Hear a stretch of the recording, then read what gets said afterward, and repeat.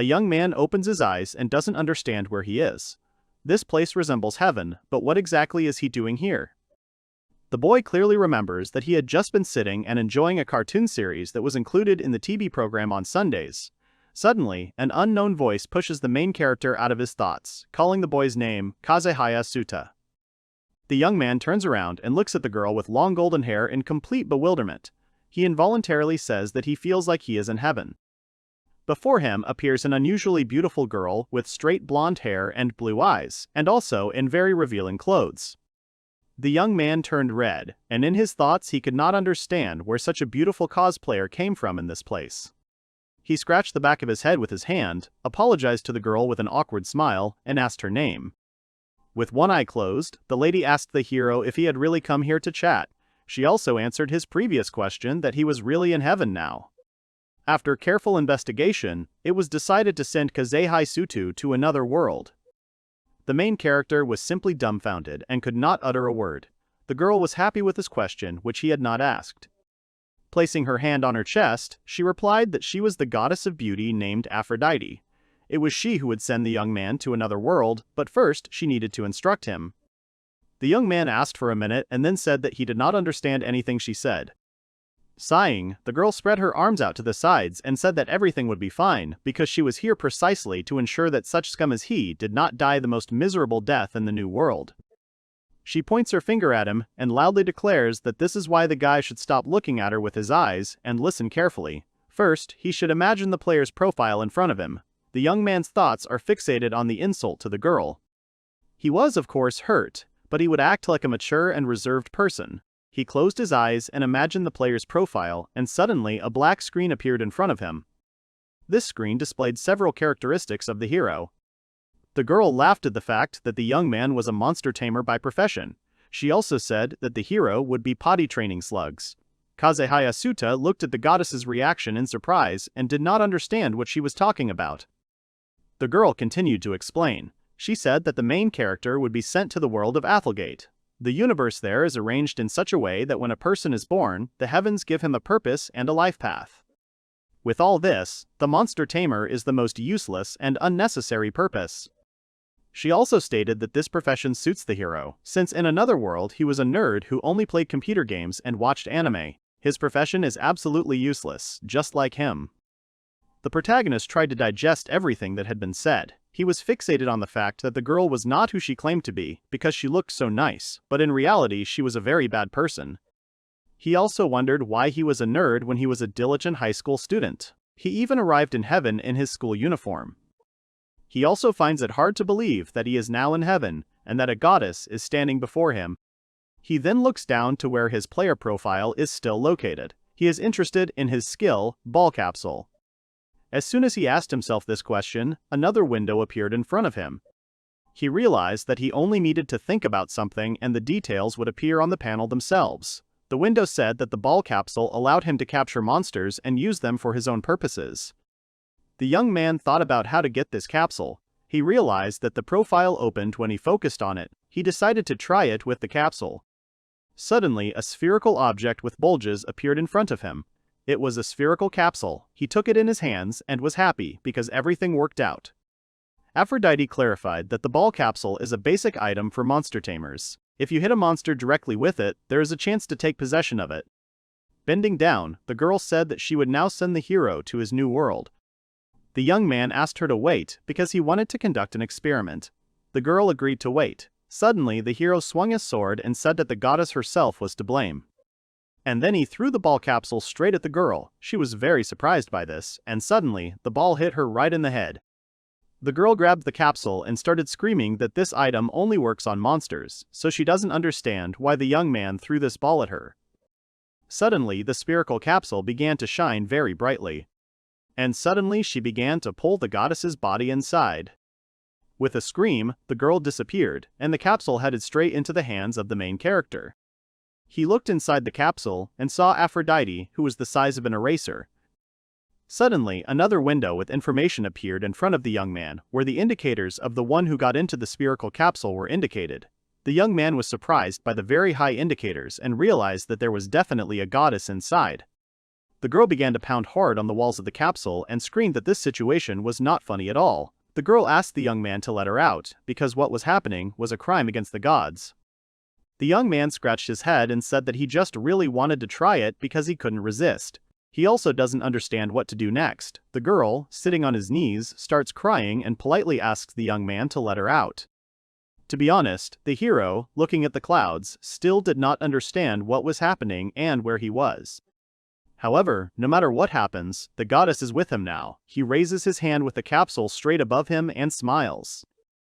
The protagonist was suddenly summoned to heaven and made a monster tamer without asking his opinion. The first thing he did was catch a goddess with his new skill, the ball capsule.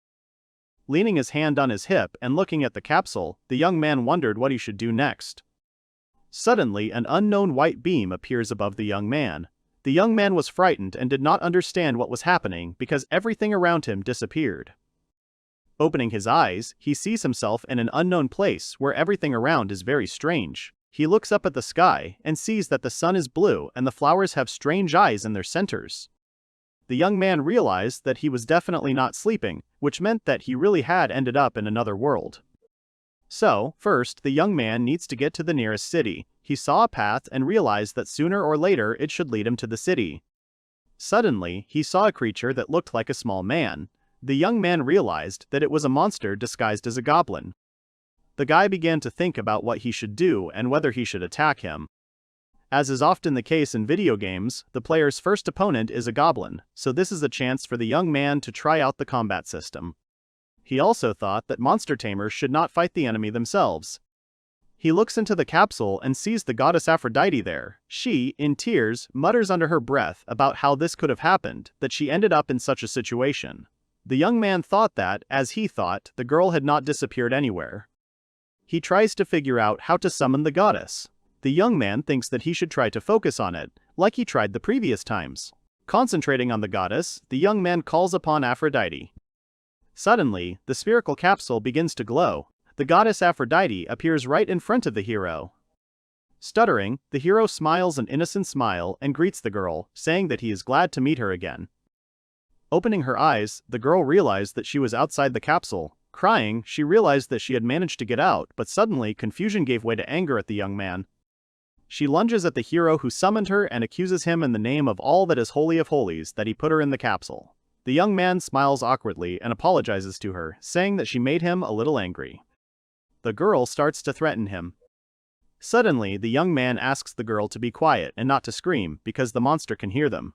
The girl turns questioningly and looks at the monster, but it turns out to be an ordinary goblin who is chasing a small fluffy rabbit. Souta repeats the girl's words and asks her if she can handle him. The girl says that she can easily do it because she is a goddess. The young man asks if Aphrodite can drive him away. The girl says that it seems there is no other way out, but after all this, she expects an explanation from the young man. The girl approaches the monster from behind, raises her hand up and calls the goblin a pathetic creature. She announces that the goblin is being addressed by the real goddess of beauty, Aphrodite, who calls for heavenly punishment to be carried out. Souta is looking forward to what might happen, since Aphrodite is a goddess after all. The goddess calls upon the divine wind, and Souta asks to smear this goblin on the ground. However, nothing happens, and Souta realizes that something has gone wrong.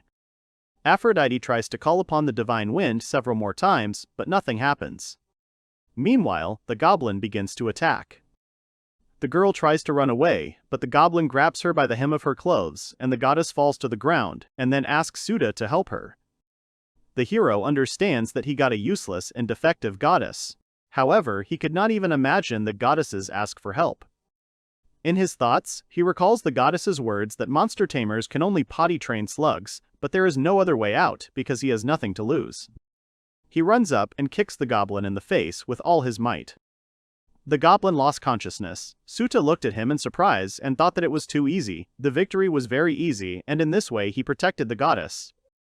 The goblin lay unconscious. Souta held his ball capsule in his hands, and Aphrodite did not understand why all this was happening to her. Souta turns his attention to the goddess and tells her, shortening her name to Afro, not to lose heart. The girl attacks the hero and says that she is not Afro. Souta apologizes to her. She closes one eye and says that if Souta wants to call her by her name, he can just call her D. She is, of course, against such familiarity, but it is better than Afro. Changing the subject, Souta asks why the goddess couldn't deal with that goblin. The girl awkwardly scratches her cheek and says that she completely forgot that the powers of the gods only work in heaven. Na also adds that her magic turns all living things into ashes, and if she were in heaven, she would prove it to Souta. The young man, in turn, thought that goblins are really such dangerous opponents. Aphrodite then asks Souta if he has figured out his abilities and asks to look at her profile. She looks at her profile and says that everything except vitality has decreased. She moves her fist to her mouth and says that she guessed that this is how it would be, because the reason lies in Souta's divine gift. He looks at his profile, where his divine gift, absolute dominance, is highlighted. The boy then asks how a divine gift is different from a skill. The girl explains that a skill is something that a hero acquires through training and experience, while a divine gift is given at birth. However, a divine gift may not be given from birth. The fact is that throughout history only the great, or rather a limited circle of people, were given this gift. Souta decides to look into the details of his divine gift, absolute domination, and it is stated there that this gift is received by those who have the ability to subjugate living beings. The girl asks if the boy saw the details of his skill. She then starts screaming and says if Souta knows why she said the hero's gift was complete trash, because the ball capsule's limitation of only being able to capture monsters is no longer in effect. The young man says that on the contrary, it means that with the help of the ball capsule, he can capture people and the like too. The girl sighs and says that, of course, because with the goddess it all worked. The young man looks at his hand and thinks that when he was given the abilities there was a bug and there is no other explanation. In other words, now he is a tamer of monsters and people. Suddenly, Aphrodite shudders and asks Souta to urgently look at his profile because something is happening to it. All the hero's characteristics have increased dramatically. The young man turns to the goddess and asks what kind of goblin can give so much experience. The girl screams that such a thing simply cannot be. The young man makes a serious face and suggests that this could have happened because of Aphrodite. The girl is amazed. She puts her hands on her hips and says that Souta has such a level thanks to her, because he caught her, the goddess of beauty Aphrodite, in a ball capsule, that's why he was given so much experience. Souta notices the girl's smug face. She continues that Souta's unprecedented achievements are actually her secret patronage of the boy. She feels that at this rate they will quickly be able to return to their own worlds. The young man looked at the goddess questioningly and asked her what she was talking about. The girl realized that she had forgotten to explain it to him. She says that Souta was called here to save this world. The young man was very surprised. The prophecy says that the return of a powerful demon is near, and until Souta destroys it, he will not be able to return to his home. For this purpose, the goddess of beauty Aphrodite called Souta into this world. The young man was dumbfounded. He did not understand why he was only learning about this now. He puts his hand on his face and asks if the demon is not there yet and if that is true. The goddess replies that it is true, but the problem is that sooner or later he will rise again. That is why the gods decided to prepare for his return in advance.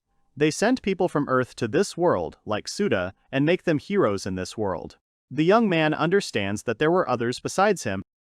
He says that it turns out that when he destroys the demon, he will be returned to Earth and he will lose his abilities.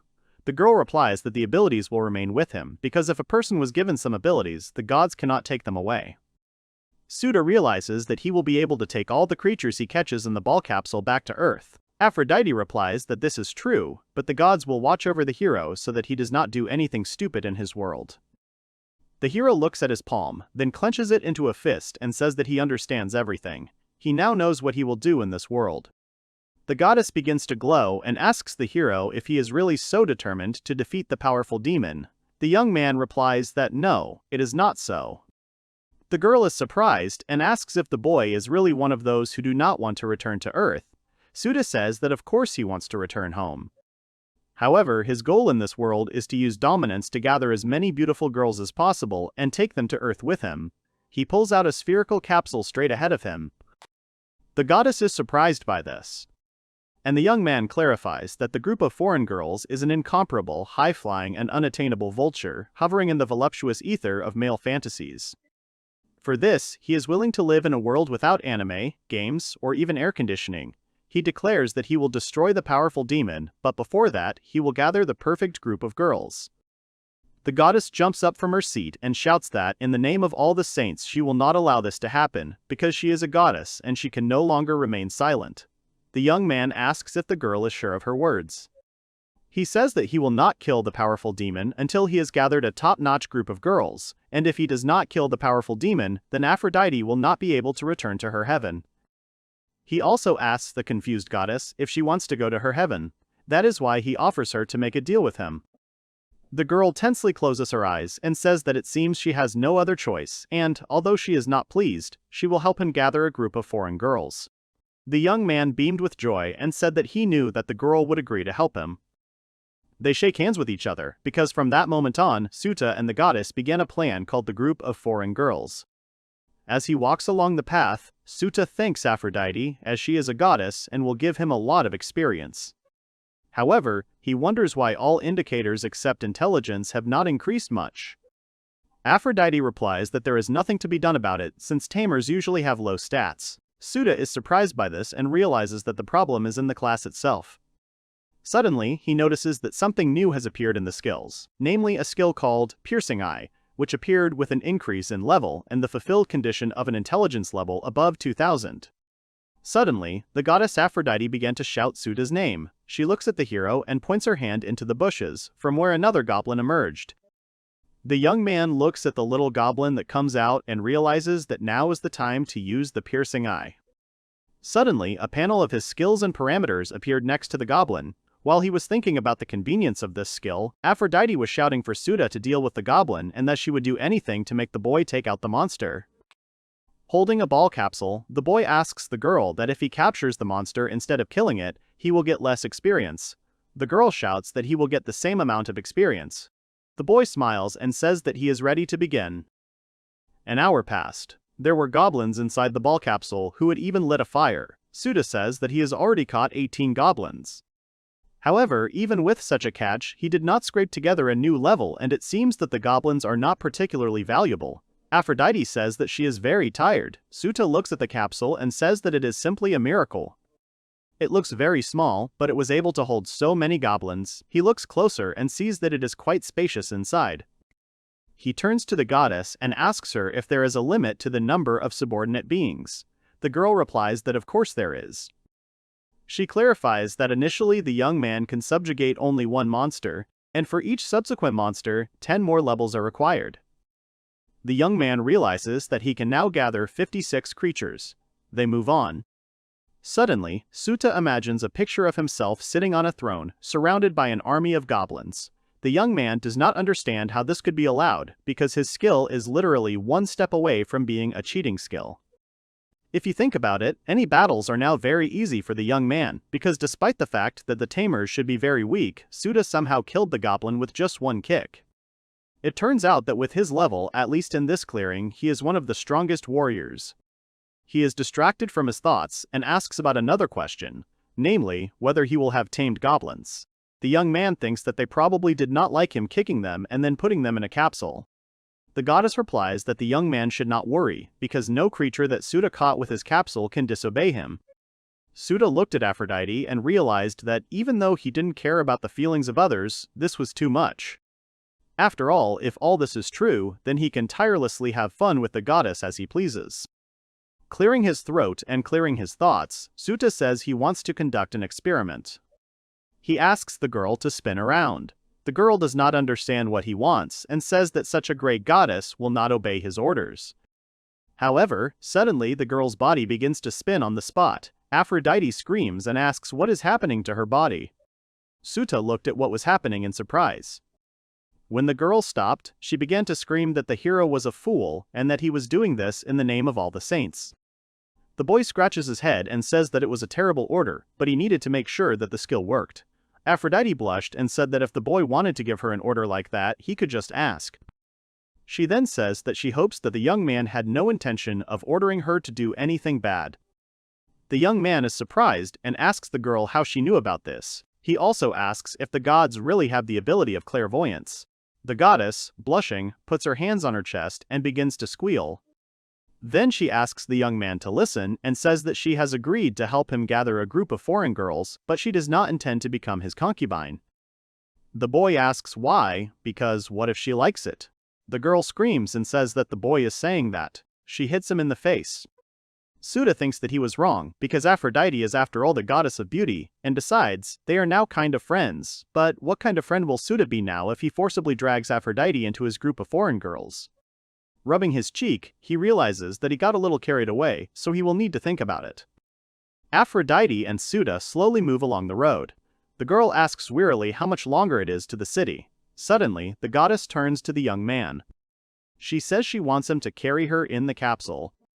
The young man asks that, as far as he remembers, the goddess did not like being in it, but the girl replies that it is more comfortable to move around in the ball, because it is impossible to get hungry inside and there is no stress. In addition, the capsule can restore all of its parameters, and it has a healing effect. Souta is surprised by the capsule's power. Aphrodite adds that the capsule has a protective effect against the curse imposed on the gods who descended to Earth. Souta is surprised and asks about the curse the girl spoke of. She said that the powers of the gods only work in heaven. Aphrodite agrees and adds that in the ball capsule there is no need to stomp your feet, and when they get to the city, Souta will call her. Having moved into the capsule, the girl asks the boy to be careful with the ball. Souta looks at the capsule and calls the goddess very cunning. After some time, Aphrodite is sleeping soundly, and Souta is trying to wake her up. Opening her eyes, the girl sees a huge number of goblins in front of her. In a moment, she moves out of the capsule and asks Souta if he really picked up more goblins. The young man replies that everything is true and he caught them along the way on the road. Now in the capsule in total, there are about 37 creatures. Then he distracts the goddess's attention and asks her to look away. They reached the city. After reading the signpost, Souta learns that the city is called the Trading City of St. Bell. He is then surprised, as he had no problem reading the unfamiliar characters. Aphrodite says that Souta understood everything correctly, because all those displaced from another world are given the ability to understand and read the local language. Then the boy looks around and sees a goblin carrying a box, orcs working, and is surprised that monsters are used as labor. Then he sees a stone turtle, which is also working. He asks the goddess if the turtle is a means of transportation, to which the girl replies that it is possible. Aphrodite says that Souta is very much mistaken if he thinks that since the girl is a goddess, she should know about everything, because for the first time in so many years she came down to earth. The young man answers her understandingly, but thinks to himself what all this pathos was about, and whether this goddess can do anything at all. He decides to take another look at her profile. He sees that, except for the vitality, everything is very sad. Then he asks the girl about why her skill bar says unknown. The girl says that because of the concealment skill, they are not visible. She clarifies that thanks to it, others cannot see her skills. This is the skill she has. Souta clenches her fist and says that she must be a goddess for having such an amazing skill. Then he thinks that even though the girl is useless, she is still a goddess. If Aphrodite has enough useful skills, they will all live happily together here. The girl giggles. Then Souta asks why the girl suddenly started looking away. The girl, closing her eyes, says that due to the curse, most of her skills are blocked, so what the young man says there, his expectations are incorrect. The young man sighs and says that he expected this turn of events.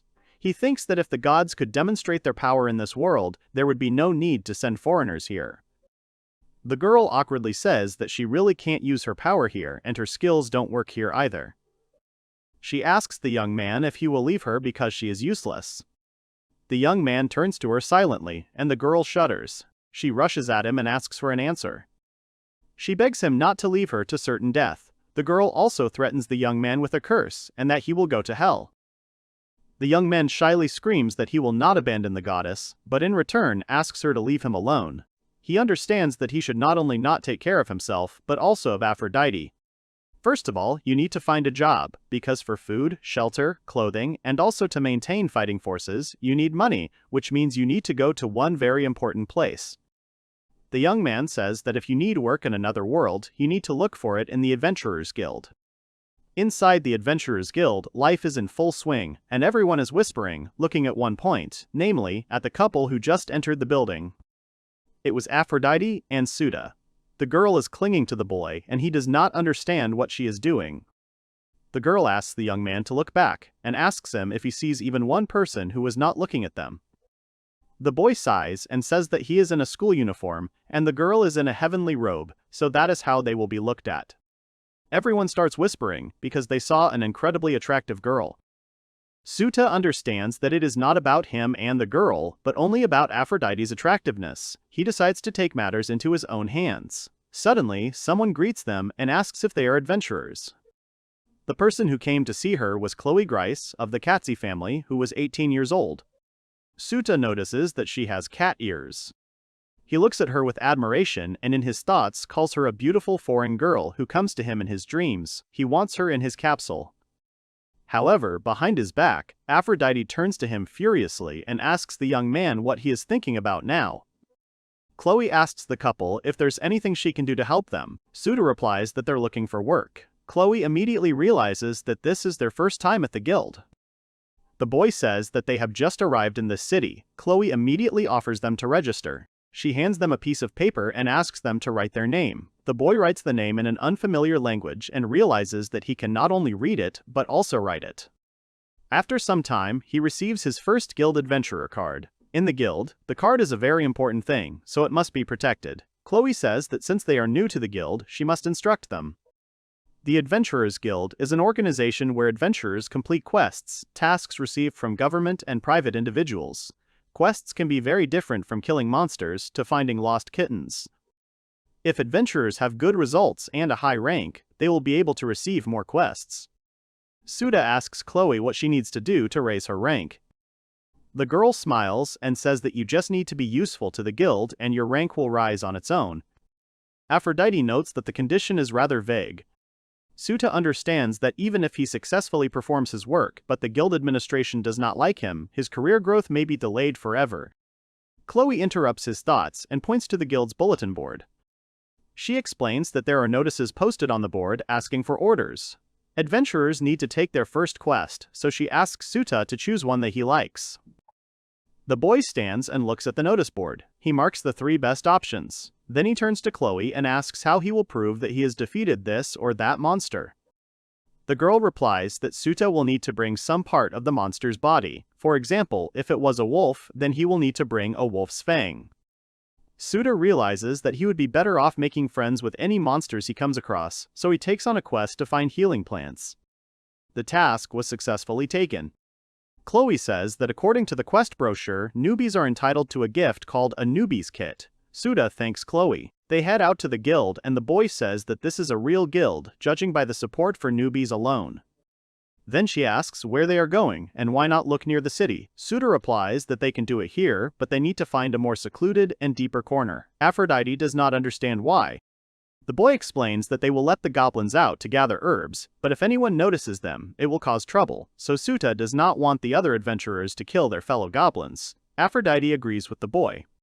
She notes that the idea is generally good, but she is tired of walking, so she asks to rest in the capsule, and then moves there. Souta says that it is time for him to start. It activates the capsule, and before him appears a squad of small goblins. Souta thinks to himself that here it is, his little army of 37 goblins in the presence of one goddess. He notes that he had to work hard to gather so many goblins. He gets distracted and tells the goblins to listen to him. He shows a picture in a book, and tells the goblins that they need to collect what is drawn, namely, healing herbs. Once the goblins find these, they are to bring them to the roots of a nearby tree. He also tells them that if they meet anyone other than the young man, they are to run away and not engage in combat. Souta gives the order and the goblins begin to carry out the task. He thinks he put all his energy into this speech and hopes the goblins understood him. He feels something strange, but gathering everything alone is not the best option, and he will quickly deal with an army of goblins. The little goblin began to collect herbs, but something very sinister and dark was watching him from the bushes. After a while, there was a huge pile of healing herbs lying next to the tree. Souta was praising the monsters. Most of the goblins had already returned, but the young man had not found a single plant in 2 hours of searching, and it seemed that the creature's intuition played the main role.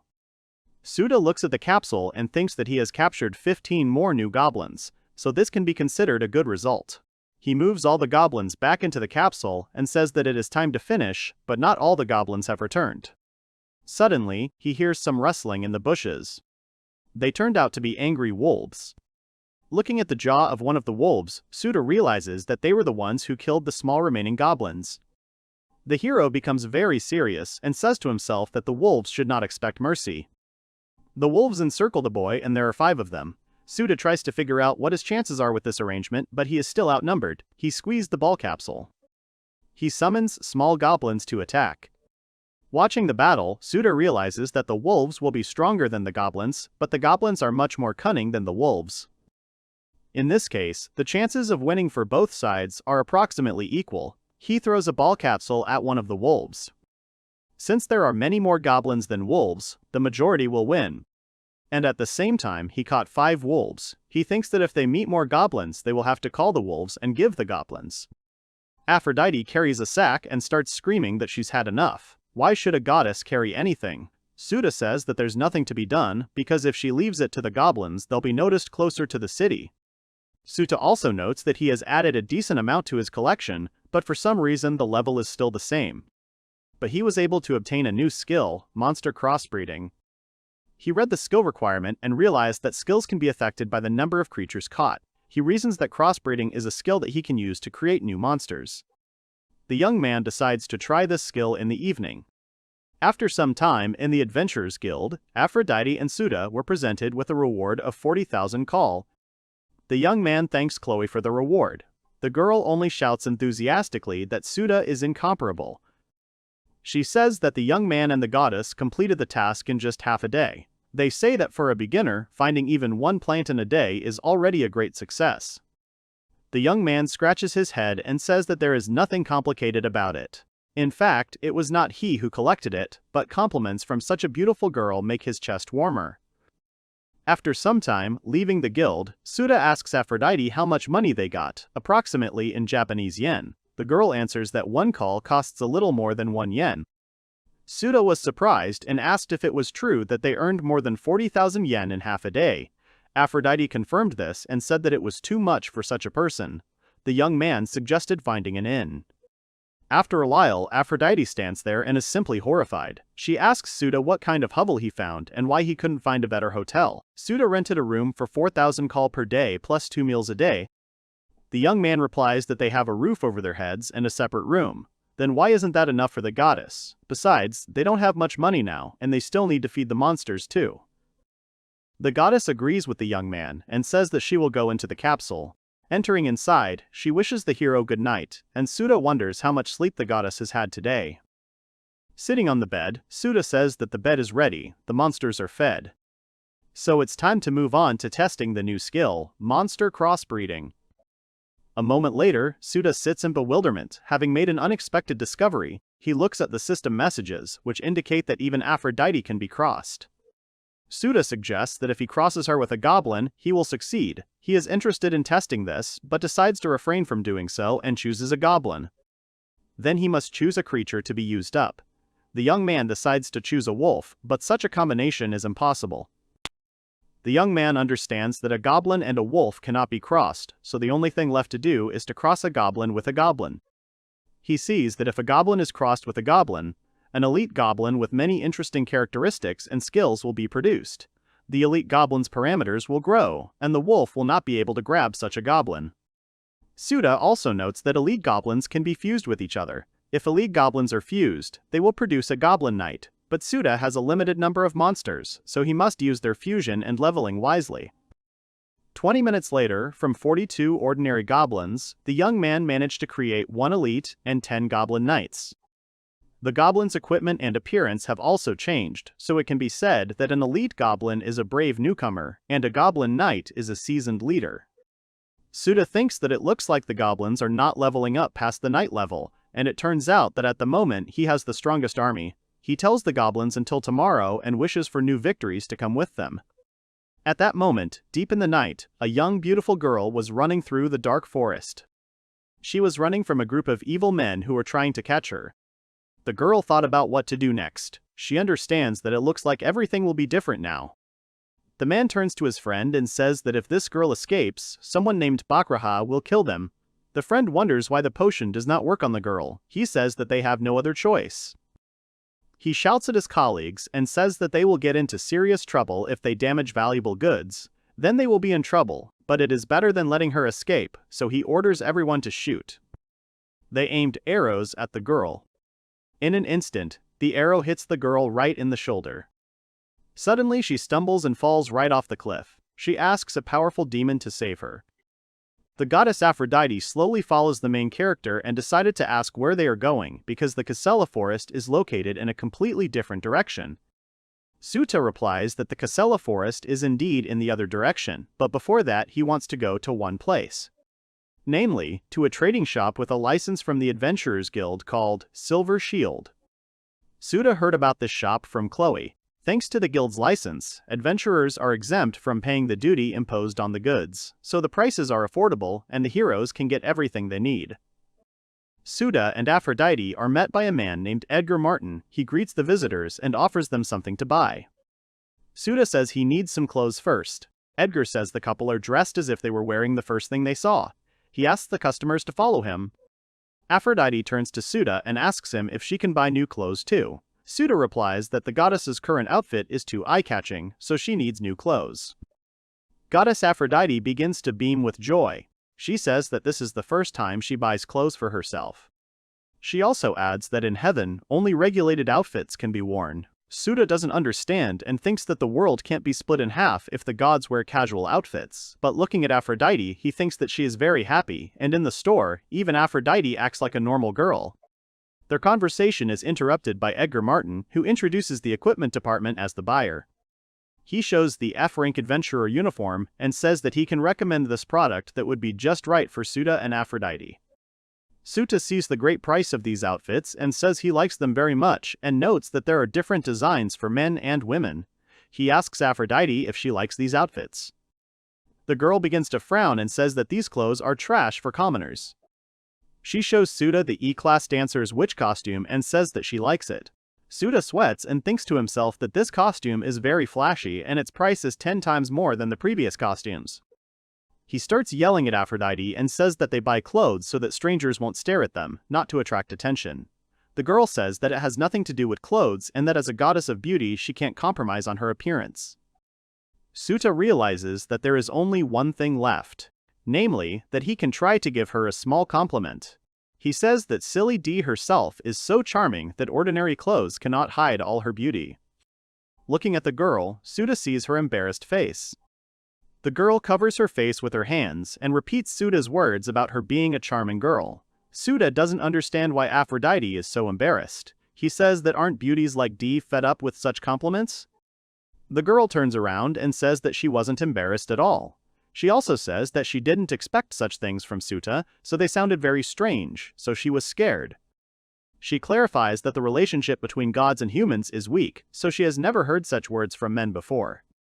Souta thinks that this is unexpected, since she is a goddess of beauty, so men should shower her with compliments.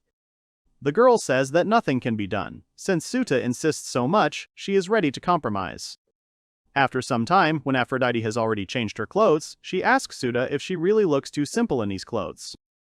The young man replies that this outfit suits her very well. Aphrodite looks at the young man and says that he looks good too. She feels like she has finally come to terms with this world. Souta didn't think the clothes would fit so comfortably, cheap and high quality, so this purchase can be considered a success. He tells D to leave the package and go to Casella Forest. Aphrodite says that she will help today too. After some time in the forest, Souta tells the goblins to listen to him. Today, they do the same as yesterday, that is, collect medicinal plants. The goblins are about to carry out tasks, and Souta thinks to himself that due to the crossbreeding of goblins, there are fewer of them, but the wolves will not eat them now. The young man turns to Aphrodite and suggests that she also collect healing herbs and comrades. After a while, Aphrodite turns to Souta. The boy turns around and sees her sitting on the ground. The girl says that she wants to rest because she is tired. The boy realizes that the lazy side of the goddess has returned. Souta says they've barely started, but if D is too tired, she can go back to the capsule. The girl turns to the side and says that she does not see a single healing flower, but suddenly she notices that something has dripped from above. Suddenly, Aphrodite began to shout for Souta to look at the tree. The young man looks up and sees a girl sitting on a branch of a large tree with an arrow sticking out of her shoulder. Souta tried to figure out how the girl had ended up there. Looking up, he thought she had fallen off a cliff and needed to be rescued anyway. He thought that the goblins had not yet returned from their mission, so the hero would have to climb the tree. He began to carry out the mission, and the goddess Aphrodite supported him from below. After lowering the wounded girl from the tree, Souta thought that it was very difficult. After examining her, he realized that she had a serious wound in her shoulder and that she did not just fall off the cliff because she had an arrow sticking out of her shoulder. He carefully places her on the ground and activates the skill, Piercing Eye. With this ability, he learns that the girl's name is Caroline Barton. She is 372 years old, and she is in a state of exhaustion. Souta wonders if there is a reason why such a beautiful girl is wearing a maid uniform. Noticing her age, he is horrified, because the girl looks younger than 20. The goddess Aphrodite, bending down, says that the girl is a vampire demon. Demons is a common name for all those who 300 years ago became allies of a powerful demon. Once upon a time, demons, possessing enormous power, subjugated people, and Aphrodite heard that they threatened even the gods. Souta was surprised by this information and asked the girl how the demon ended up in the forest. Dee replied that as far as she knew, when the powerful demon died, the other demons lost all their power, and since then, they have been hiding from people. The goddess Aphrodite becomes sad looking at the girl and says that she is seriously injured and if they leave her, she will die in less than an hour. Souta starts screaming and asks the girl if she can't be saved with the divine power that Aphrodite possesses, but she replies that it is simply impossible. Before, she could heal her wounds with magic, but now she has no magical power at all, but there is one way to save the girl. The ball capsule has the ability to restore health. By the way, Aphrodite already talked about this. In general, monster tamers are not able to subdue vampires. But with absolute dominance, Souta will be able to save this girl's life. Basically, now it's up to Souta to decide whether this girl will live or not, so it's a pretty tough choice. The young man looks at his spherical capsule and thinks that the choice is really very difficult. He thinks that to just take over the life of an unknown girl is a very terrible feeling of guilt. However, he has to do it, so he touches the girl's ball capsule, and it begins to glow brightly. After a while, he sees Caroline's name in his profile column. Finally, for the first time since he came to this world, his level increased. Apparently, vampires don't give very many experience points. He looks at the spherical capsule and wonders who this girl really is and what could have happened to her. To be honest, he hasn't realized yet what actually happened. But he knows for sure that he caught a very cute vampire girl. 3 hours later, the young man examines the tree and sees a huge amount of medicinal herbs. He says that the goblins have collected many more herbs than last time. However, although there is no sign of fatigue from the goblins, their work rate is clearly slowing down. Then Souta realizes that they have collected almost all the medicinal plants in this forest.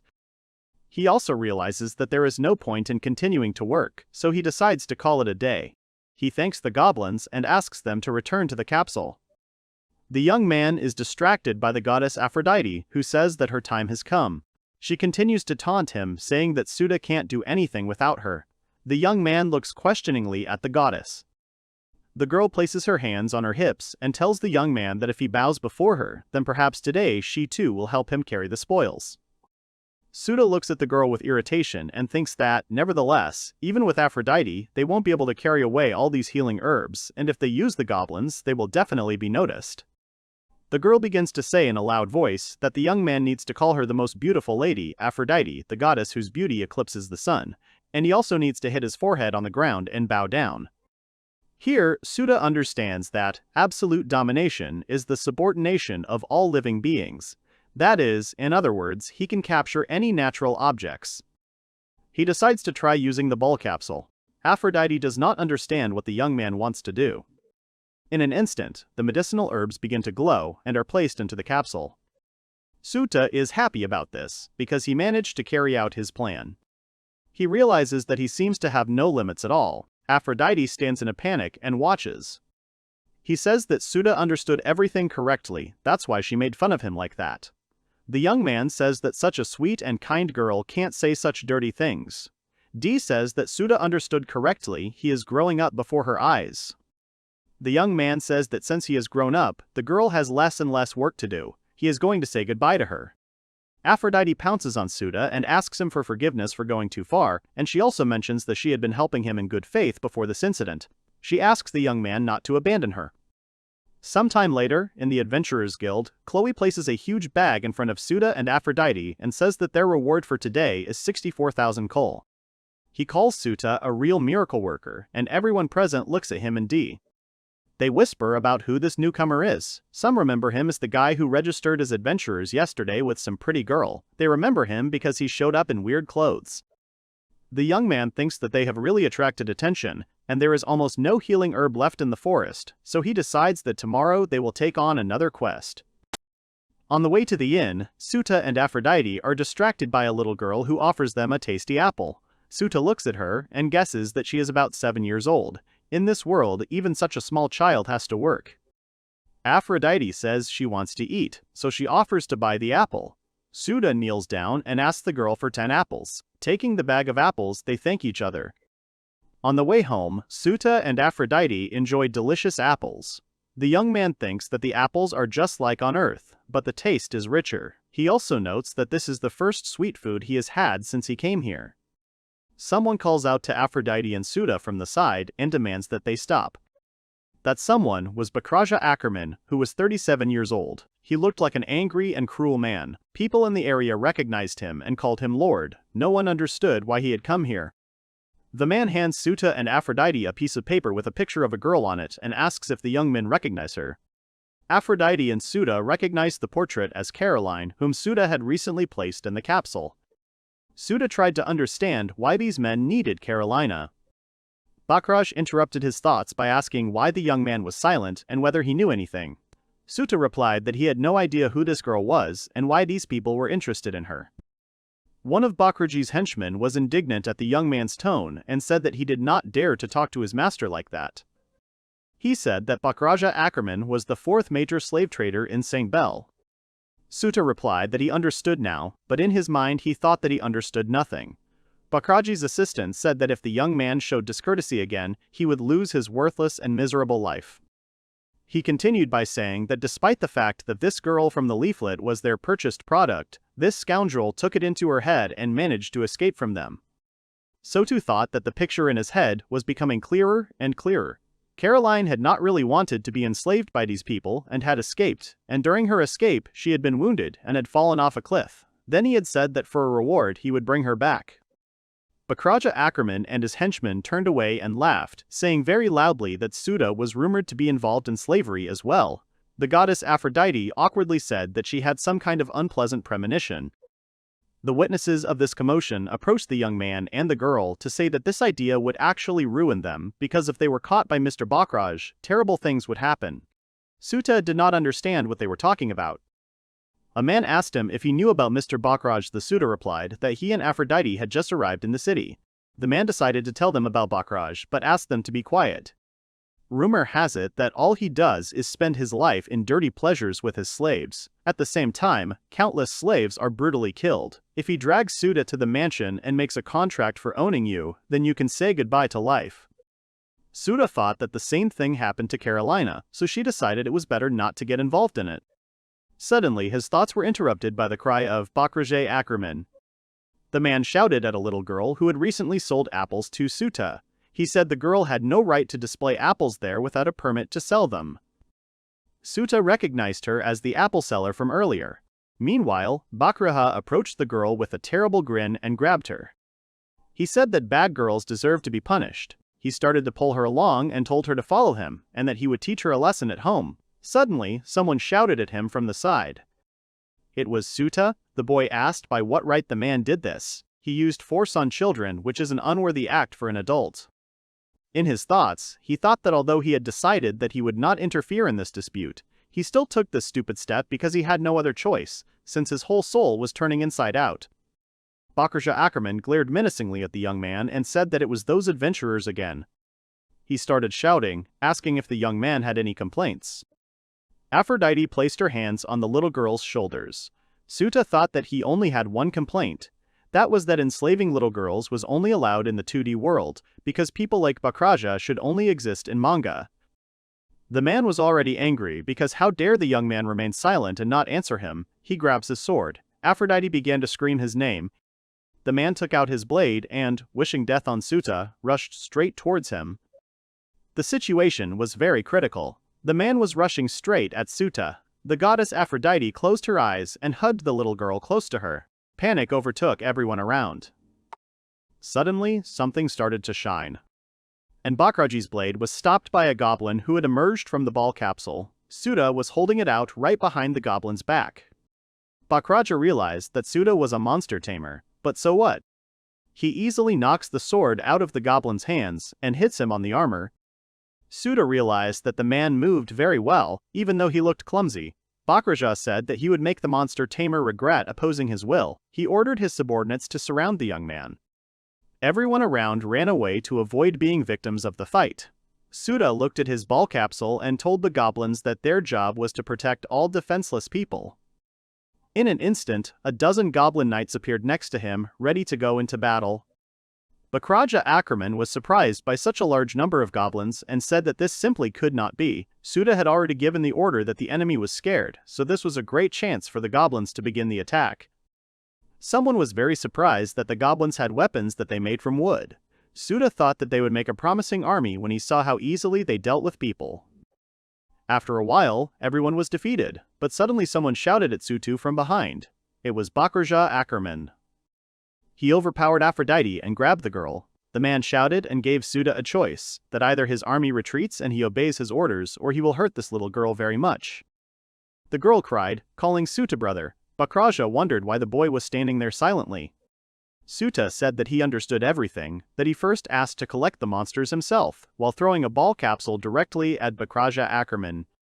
The man caught the capsule and wondered what this strange thing was. Meanwhile, Souta said with a cruel grin that the man was caught. Suddenly, the spherical capsule lit up, and Bakraj Ackerman along with it. He was scared and didn't know what was happening now and what kind of light was enveloping his body. Souta caught the ball capsule and looked inside. There was a miniature Bakraja Ackerman. The man did not understand where he was and asked to let him out. The young man said that it served him right. He addressed the man as uncle and asked him to fall asleep and not wake up until he ordered it. Bakraja did not hear the order, but his body began to fall asleep. In an instant, he was already asleep inside the capsule. Looking around, Souta thought that this was a rather unusual development of the plot and that the townspeople should have already fled. He approached the little girl and asked her if she was okay. The girl said she was fine and took Souta's hand and thanked him for saving her. Souta said goodbye to the girl and thought that she was okay, but he was again overtaken by the feeling that his ability of absolute submission, depending on the intention, could become a dangerous weapon. If used thoughtlessly, it could disrupt the harmony of the universe. The young man's thoughts are interrupted by the goddess Aphrodite. The girl blushed awkwardly and said that she really didn't want to say such things, but Souta should know that he was very good today. The young man was confused and dumbfounded. He said that he could not believe his ears, because Aphrodite was not capable of such flattering words. The girl freaked out and hurriedly walked on. Souta laughed, agreeing with her, and then added that they were going to look for a hotel. After a while, the heroes found a hotel. Today, thanks to the goblins, they earned a little more than Souta expected, but they took a room that was almost twice as expensive as yesterday, but the young man wanted to take a bath so much that he had to fork out. He also captured 18 goblins and improved them, thus strengthening his fighting power. This can be considered an excellent result. However, not everything is so smooth, because the capsule healed the wounds of the demoness Caroline Barton, but she still cannot come to her senses. Suddenly, the girl makes some kind of mooing sound. Souta understands that she has come to her senses. The girl opened her eyes and muttered something about a powerful demon. Souta is confused and says that it seems the girl has confused him with someone else. The girl finally comes to her senses, jumps out of bed and says that she cannot be forgiven because she said it unconsciously. She looks around and asks where they are. Souta explains that they are currently at the inn in St. Bell. He also explains that they found her injured in the forest, so they took her with them. Carolina says she remembers it all vaguely, but she asks if it was Souta who saved her when she was hanging from the tree. Her vision is blurry, but she remembers it all in general terms. She asks him to express her gratitude, but the boy says it is not worth it. The girl says that she forgot to introduce herself. Her name is Caroline Barton, but if the young man wants, he can just call her Carly because close people can call her that. She then asks the boy's name. The hero introduces himself as Kazahaya Sutoi. She then calls Souta Lord and asks him to express her gratitude to her with his consent. Souta did not understand why the girl insistently wanted to express her gratitude to him. The girl apologized for her impudence. She says that she was brought here as a slave. Humanity blossomed, gained strength, and people drove the demons out of their homes. The demons were forced to hide, and if demons were caught, they were immediately sold to the nobility, but the girl had nowhere to go. She started shouting, saying that if Souta didn't mind, could she join him and let Souta help him on his journey in life. The young man says that it is not necessary, so he suggests hiring her as a maid or something like that. Caroline says that any role will do for her. She says that she is too talkative, but she is very confident in her fighting skills, and if Souta allows her to join him in Aphrodite's adventures, she will be very useful to them, and she can also help them earn money.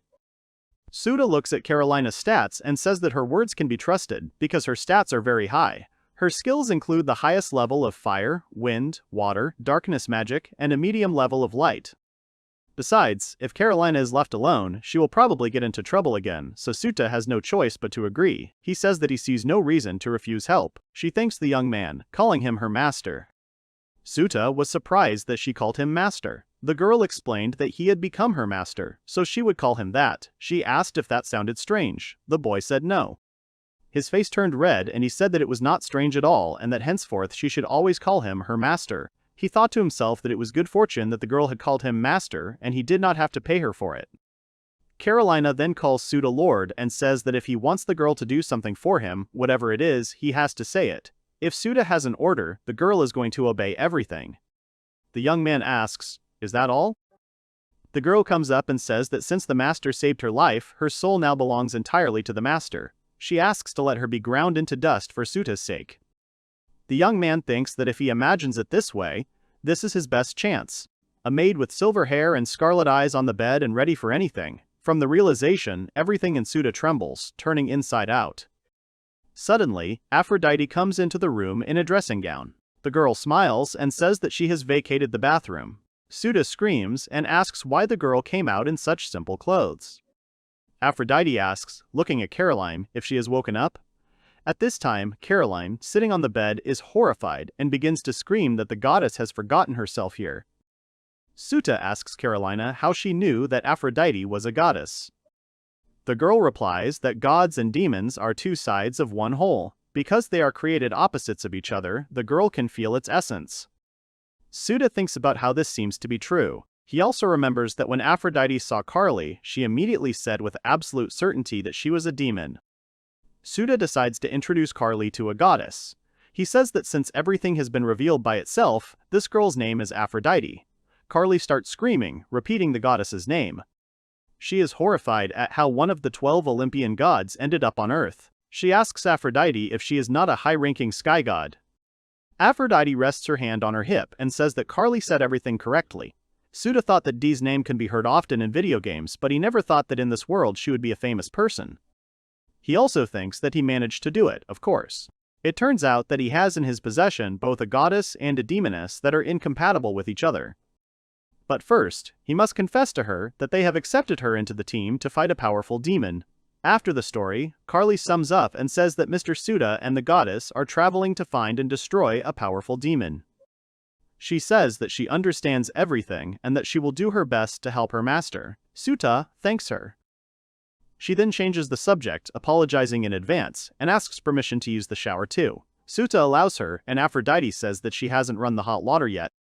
Entering the bathroom, the girl realized that she had met a strange person. In fact, she had recently heard that a hero from another world would appear in this world, but she had not heard anything about the divine protection of the goddess.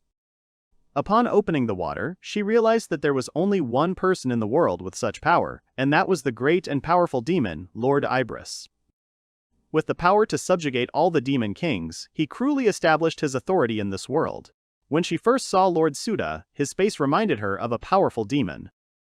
As a servant, she had never been as devoted to anyone as she was to Master Ibris, and that was why she fell in love with him. Her intuition tells her that Mr. Souta is the reborn Mr. Ibris. Sitting in the bathtub, she thought that the soul of a demon with such enormous power as his does not die after the death of the body. And so it happened. A famous fortune teller prophesied the rebirth of a powerful demon. However, it seems that Lord Souta does not realize this. If the prophecy is true, Lord Souta will soon gain the power of a powerful demon. Carly has no doubt that he will once again be the ruler of Athelgid. Giggling awkwardly, the girl doesn't understand what came over her, because she should not be so excited. She says that the day will come when she will be able to serve Souta just like in her dreams. The next morning, Souta was standing right in front of the Adventurers Guild. He was clutching his ball capsule and telling himself that there were more of them, so he needed to earn more money. Bakrahaha Ackerman is still at his fingertips. Caroline will also live in the capsule for a while, because it will be better for her. Entering the Adventurers Guild building, Souta realizes that they have collected almost all the medicinal plants, so they need to figure out what to do next. He overhears what the other adventurers are saying. They said that new quests have been added to the board.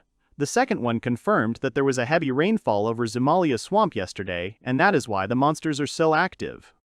Souta approaches the board and thinks about what to take. 3 tasks come into his field of vision: pacifying light mushrooms, pacifying a mythic slime, and collecting mushrooms for healing nutrition. The young man thought these tasks were very good. He notes that all the tasks are located near the Zumalia swamps, so he thought of taking all the tasks at once.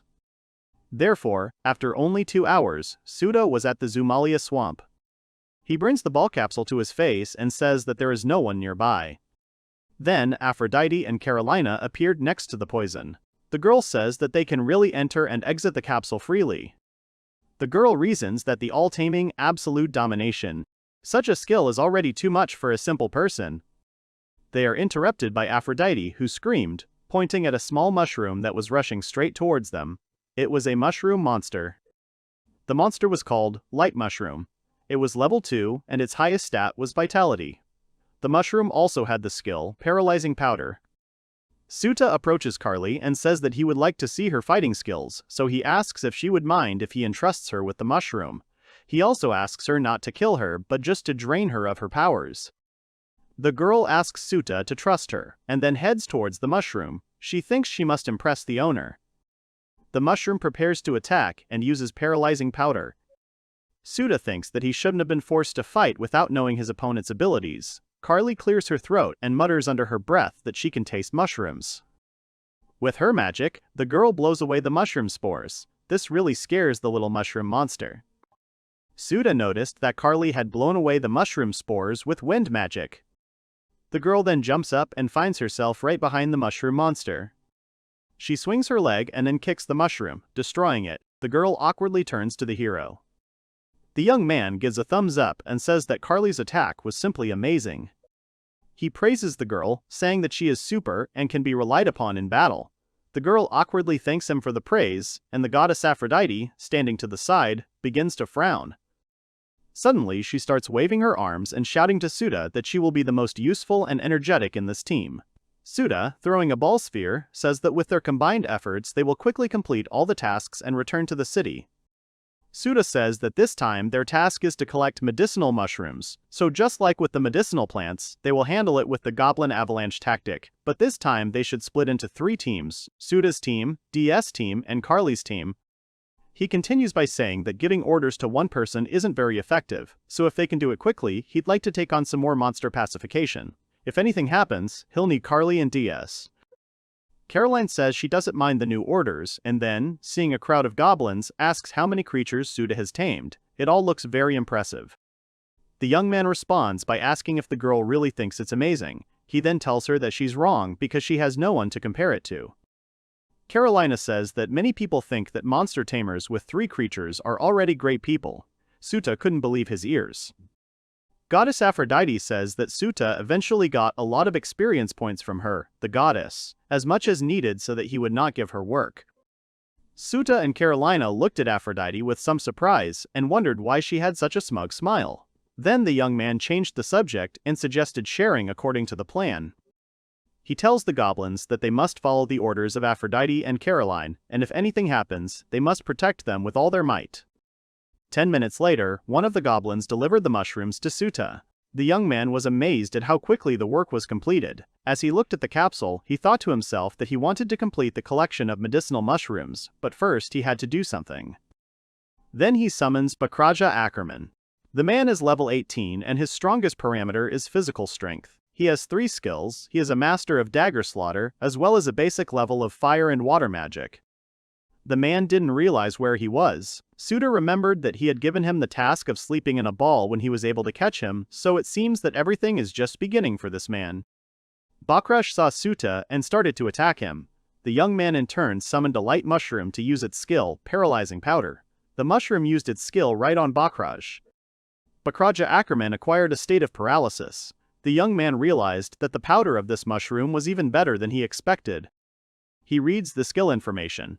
The range of the paralyzing powder is about 2 meters, and for monster tamers like Souta, this is just what you need. He decides to summon the wolves just in case, and then ponders what to do with this man. He has a limited number of tamed creatures, so there is no reason to keep Bakraja in the ball.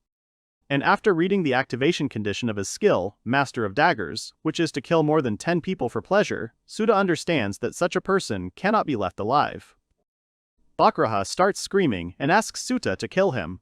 It will be better than becoming a pathetic errand boy. The young man realizes that the man is like a depraved knight who is surrounded by orcs. The young man understands that he cannot kill him, and he cannot let him go. In this case, he comes up with a plan. He asks Bakraja to calm down because the young man has no dealings with people like him. The man asks if Souta will let him go. Bakraja looks at Souta and does not understand what he wants. He says that the young man does not let him go and does not kill him. What does he want then? Souta says that he wants to reincarnate him. He chooses a wolf as a base creature, and the creature that will serve as the material is Bakraja Ackerman. Suddenly Bakraja Ackerman starts glowing. He screams because he doesn't understand what Souta is going to do to him. Instead of Bakraji Ackerman, a D-class werewolf appears, which has physical strength. The distinctive features of the fight are fast movements and claw attacks. He looks at the werewolf and wonders if werewolves can speak Japanese. He thinks the beast looks pretty cool. He orders the werewolf to give him his paw, and it happily does so. Souta thinks the problem is solved, since the werewolf seems to follow all his orders. He realizes that he has created the strongest monster in his collection. Souta looks at the huge pile of mushrooms and realizes that it is an impressive harvest. He understands that teamwork brings many benefits, and perhaps goblins are the kind of species that fully reveal themselves when working in a group. Carolina says, turning to the owner, that she killed the light mushroom, and as proof she brought a part of its body. Aphrodite shouts that she brought more materials. Souta thanked the girls.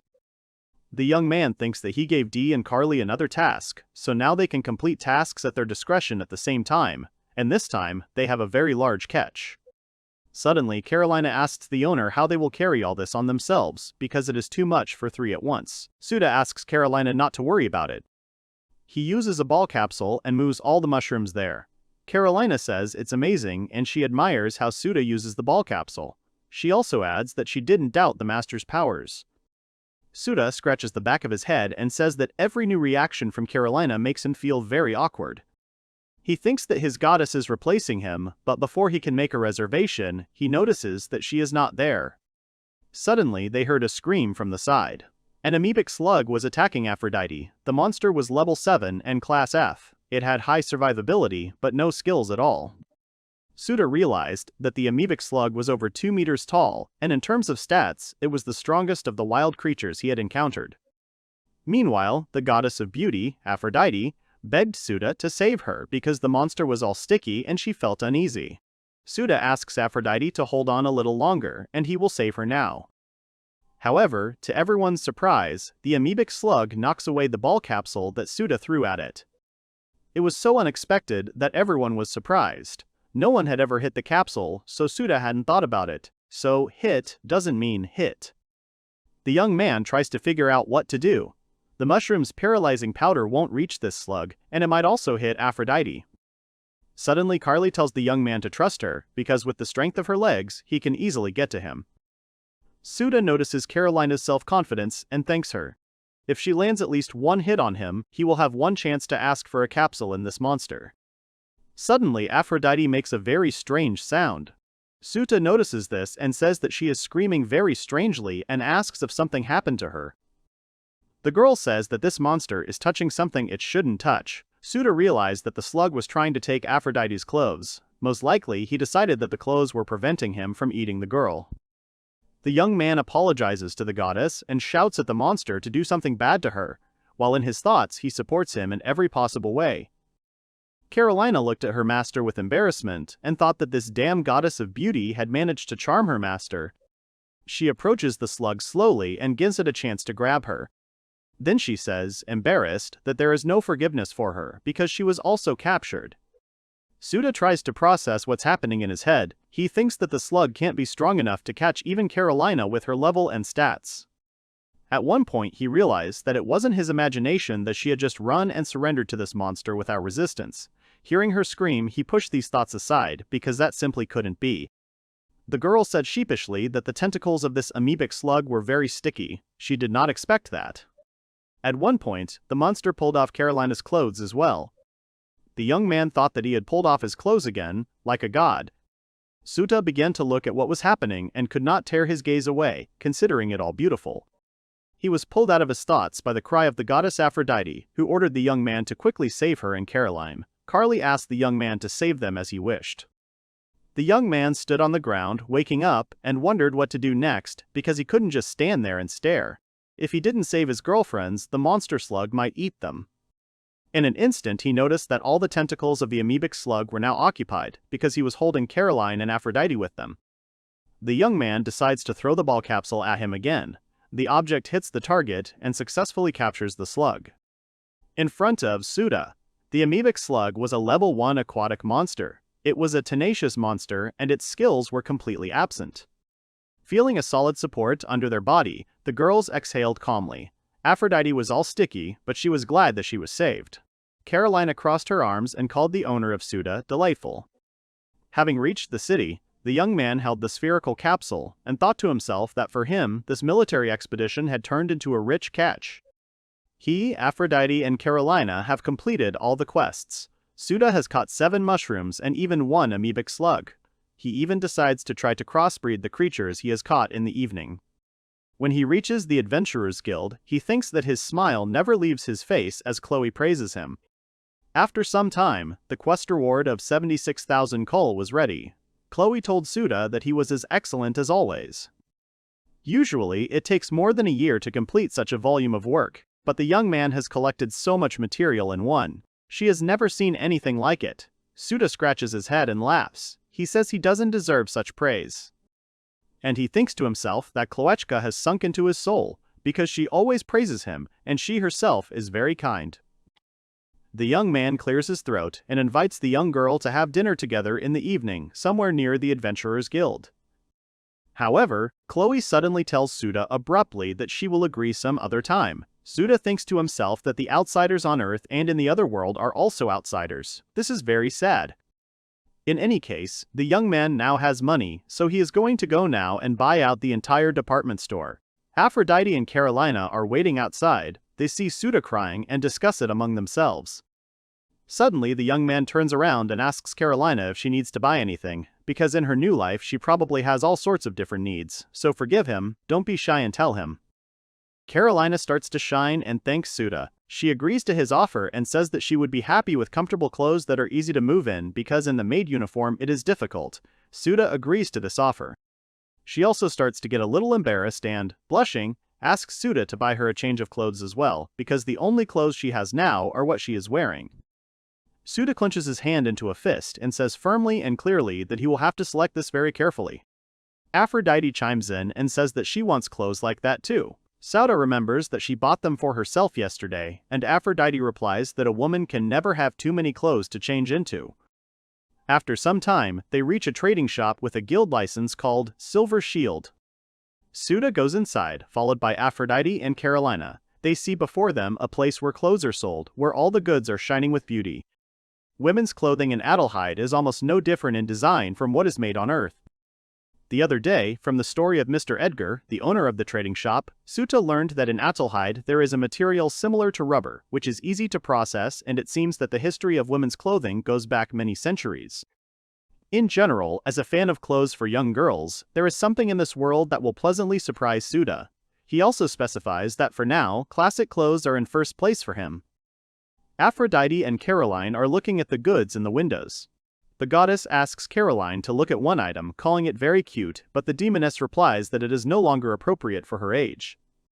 Souta approaches the girls to also look at the display. As he expected, Aphrodite has chosen a cute little thing in a bright red, while Caroline, on the contrary, has chosen a wonderful shade of purple. Imagining the image in his head, the young man understands that it is difficult to choose between super and awesome. Suddenly, Aphrodite notices a young man behind her. She starts yelling at him, asking why he followed them and telling him to get out of the store. Caroline says she doesn't mind his presence. A moment later, the young man was already standing outside the shop. Well, nothing can be done, so he decides to go and see something. He remembers that he has goblin knights, but for some reason they are running around with ordinary wooden sticks, so if they are given stronger weapons, they will most likely be more useful in battles. Souta calls the merchant at this weapons shop and asks if he has any weapons that are suitable for beginners. The man, raising his fist to his chin, thought.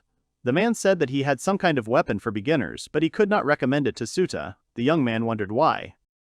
The man says he doesn't have a specialty shop, so he has few weapons he's familiar with, let alone repaired. He recommends that beginners buy better weapons from a specialty shop. He also explains that many shops provide free repairs for a period of time after purchase. Souta is surprised by this.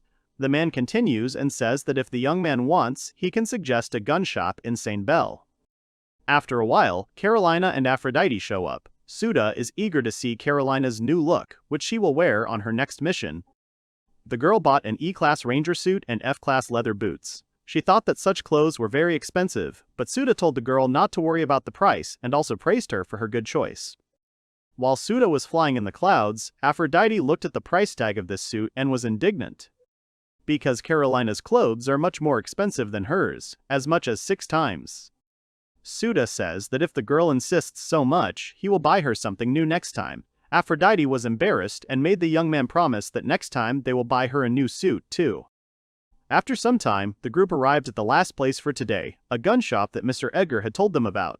Souta assumed that they had arrived, judging by the route description. Suddenly, Aphrodite whispered to Souta and suggested not to go to that store. Carolina would also prefer to go to another one than to this one. The appearance of the shop was simply terrible.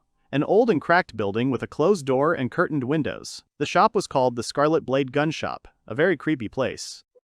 Souta even introduced the shop owner as a grumpy, eccentric uncle. However, the shop was closed, so he decided to come another time.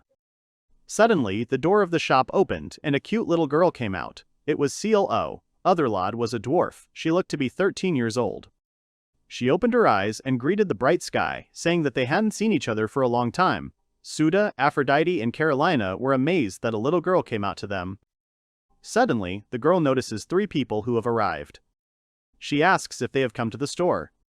Souta slowly asks if she is the owner by any chance. The girl replies that the boy hit the nail on the head. She runs the Scarlet Blade shop and her name is CL. Otherlod. The girl rubbed her cheek and asked shyly, smiling, what kind of weapon the customers were looking for. She clarified that she had finally finished with the pile, so she was ready to serve them. Souta was at a loss for words. He thought that this little girl, who looked to be 13 years old, was in charge of the entire store.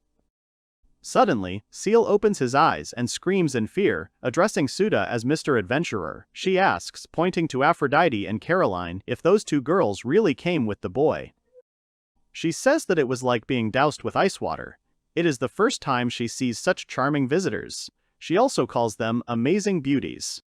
Carolina immediately blushed, and Aphrodite said that everything was decided.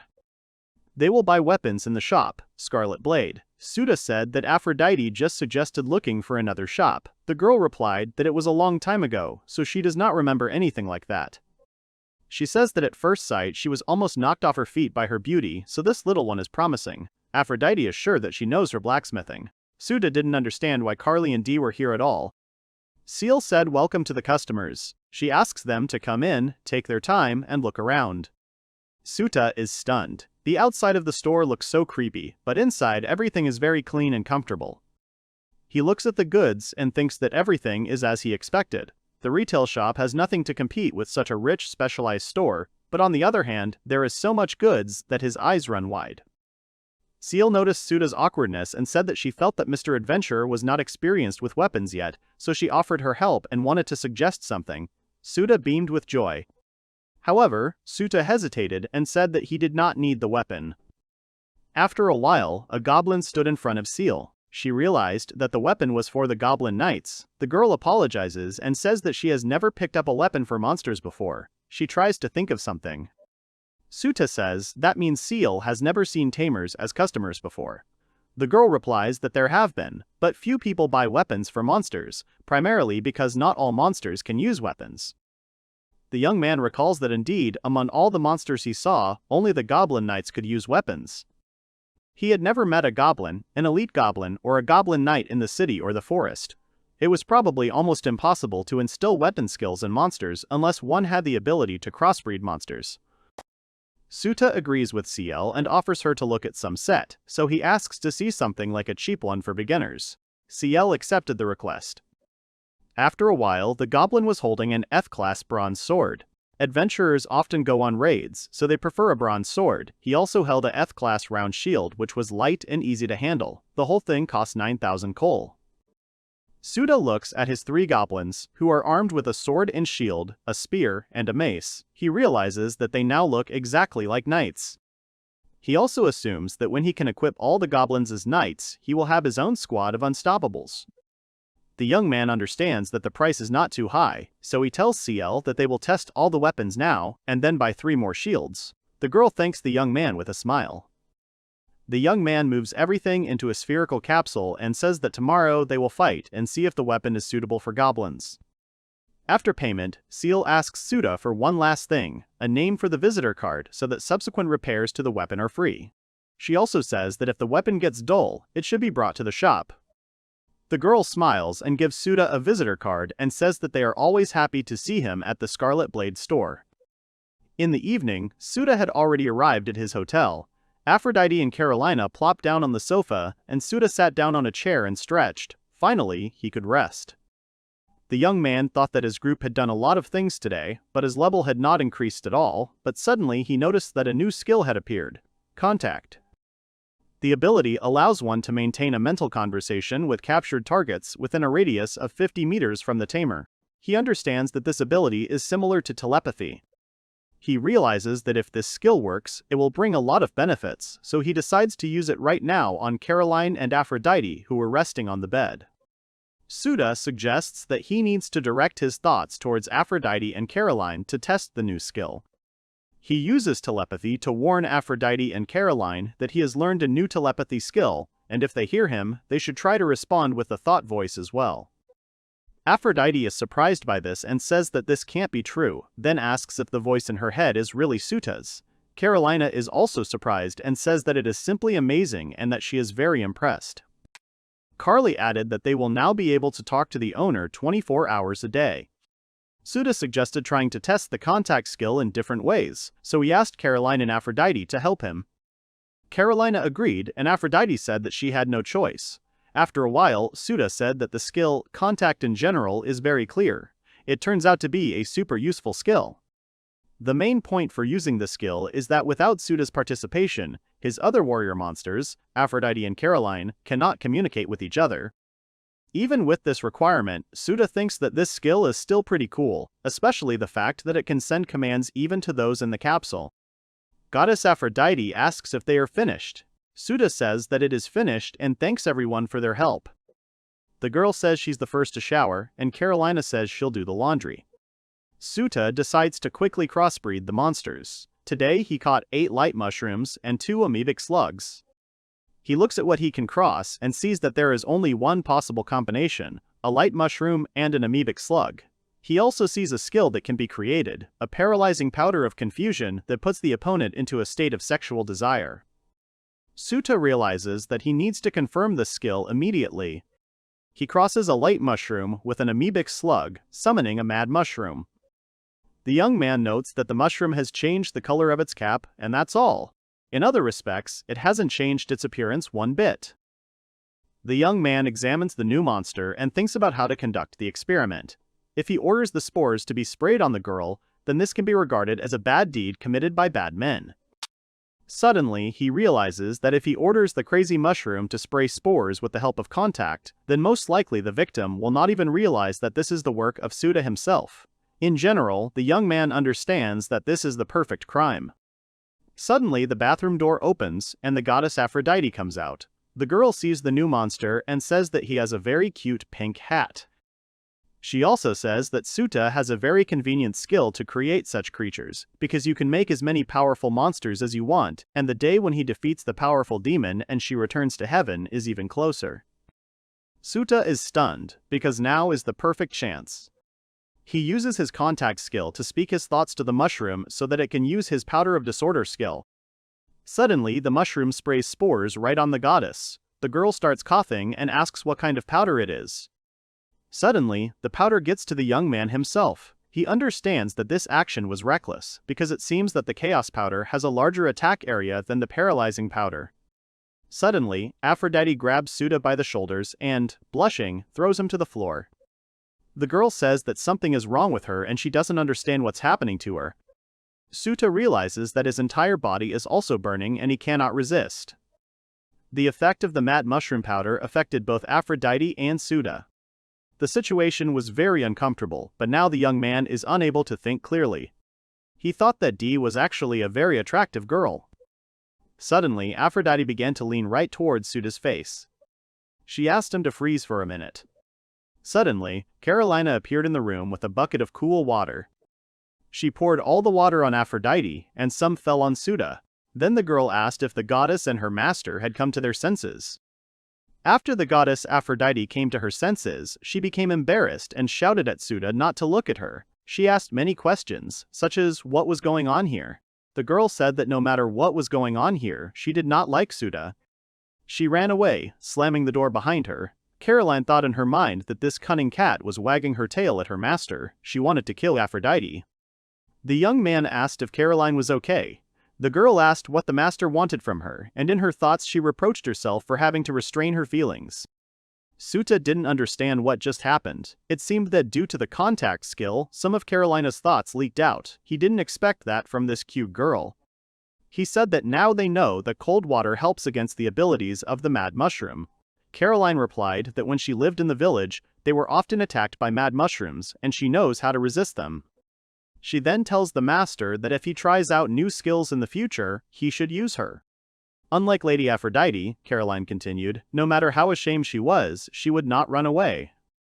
Souta replied that he would think about it, and in his mind he wondered why she needed it. He also thought that even though he had disguised his command to attack as a contract, it seemed that Carolina had seen through it. He couldn't sleep a wink the rest of the night. He was worried that all his thoughts would leak into Aphrodite and Caroline's heads, and remembering Carly's creepy smile made him shudder. The next day, the Adventurers Guild was in a real commotion. Everyone was discussing a ridiculous quest that had appeared on the quest board. It promised a good sum of money, but someone said that this money would not be needed in the afterlife. Souta enters the Adventurers Guild and notices a large number of people at the notice board. A bird dragon was posted on the board. The reward was 3 million coal, and the required rank was G-class. Then Souta realized where such a crowd came from and he decided to ask Chloe about everything. The girl explained that this task appeared the other day, and the information came from eyewitnesses who had visited the Casella forest. The target is the basilisk. It is an extremely dangerous predatory monster. It is said that it can use fire breathing. Chloe recommends that Souta prepare thoroughly for this task. Souta knows, basilisk can spit poison, and its gaze turns all living things into stone, but it seems that in this world it only uses fire breath, but there is still something to be afraid of. After some time, Aphrodite asks why Souta did not take the quest. The young man replies that he realized that the quest would take a very long time, so he wants to go to the Zumalia swamp. The girl began to insist on this task, because the reward is 3 million coal. She says that this is their chance to earn a lot of money. Souta also confirmed that he thought of a very tempting offer. However, such a high price hints that the quest is very, very dangerous, and they want not only to take a risk, but also to return alive, because life is above all else. Aphrodite made an insistent look and said that this is what the one who threw the ball capsule at the great goddess of beauty is telling her. She also says that Souta is too cautious. Carolina interrupts her and says that when it comes to the basilisk, it is an evil monster that can easily destroy an entire village, and even a group of 10 adventurers will not be able to handle it. Aphrodite says that if that's the case, then everything is clear and they will take this task some other time. She also mentions when the day will come when they will be able to defeat the powerful demon. Souta's group hears someone screaming from afar, asking them to save her. Souta immediately ran towards the direction from which the scream came. Aphrodite remembers the voice and says that it sounds like the girl from the gun shop. It was Seal asking what the men were trying to do to her. The man grabbed Seal's hand and told her to follow her and they would talk in their office. Souta realizes that this girl is being threatened and everyone is pretending not to notice. He wonders what needs to happen to make this world safe. The young man asks if Aphrodite and Caroline can wait a little in the ball capsule because he is afraid that it will be very troublesome there. The girls agree and say that they leave everything to the young man. After a while, Souta intervenes in the conversation and asks if the man has any problems. He asks who he is. Seal recognizes the young man as Souta and asks for help. The man starts shouting that he doesn't know who this guy is, but threatens him not to interfere at the wrong time. The young man thinks to himself that the man should calm down, because rudeness will only make the situation worse, so he needs to be polite. He asks why he needs to talk like that and asks what happened to them. The man hissed and said that Souta was being very pushy and that this fuss wasn't worth his extra attention, because he was just doing his job, which was collecting debts and showing the young man the loan agreement. He then points to Seal and says that her father, who died, took out a loan of 3 million coal and then went into hiding. Souta says that he understands the situation, but he also says that the man doesn't think that such a large amount of money is very difficult to pay back at once. He points to the shop and says that he recommended Seal to sell the mossy shop to pay off the debt faster. Seal shouts that he will never do that. She explains that she got this shop from her teacher, so she can't just give it away. The man says that if that's the case, then there's no other way out except for CL to become a slave and pay back the debt with her body. The girl says she is ready to pay if the man splits the debt into several months. She will not be able to pay the whole amount at once. The man says that the girl has become boring to him and that his job requires him to pay it all back. He threatens that he will not agree to her conditions, and if they had not missed out on a very expensive slave, they would have negotiated more and their company's business would have gone from strength to strength. He also wonders where Bakraha is in these difficult times. Suddenly, Souta recognizes the name. This is the man he caught and then crossed with a wolf. Finally, Souta realized that he was the only one to blame for all this fuss. According to this man's story, the male slave shop, Plakraji shop, did not receive the money they were going to get from selling Caroline. It seems that Seal is now in trouble because of this. In other words, it all happened because he decided to intervene and save Carly. He also turned Bakraja into a werewolf.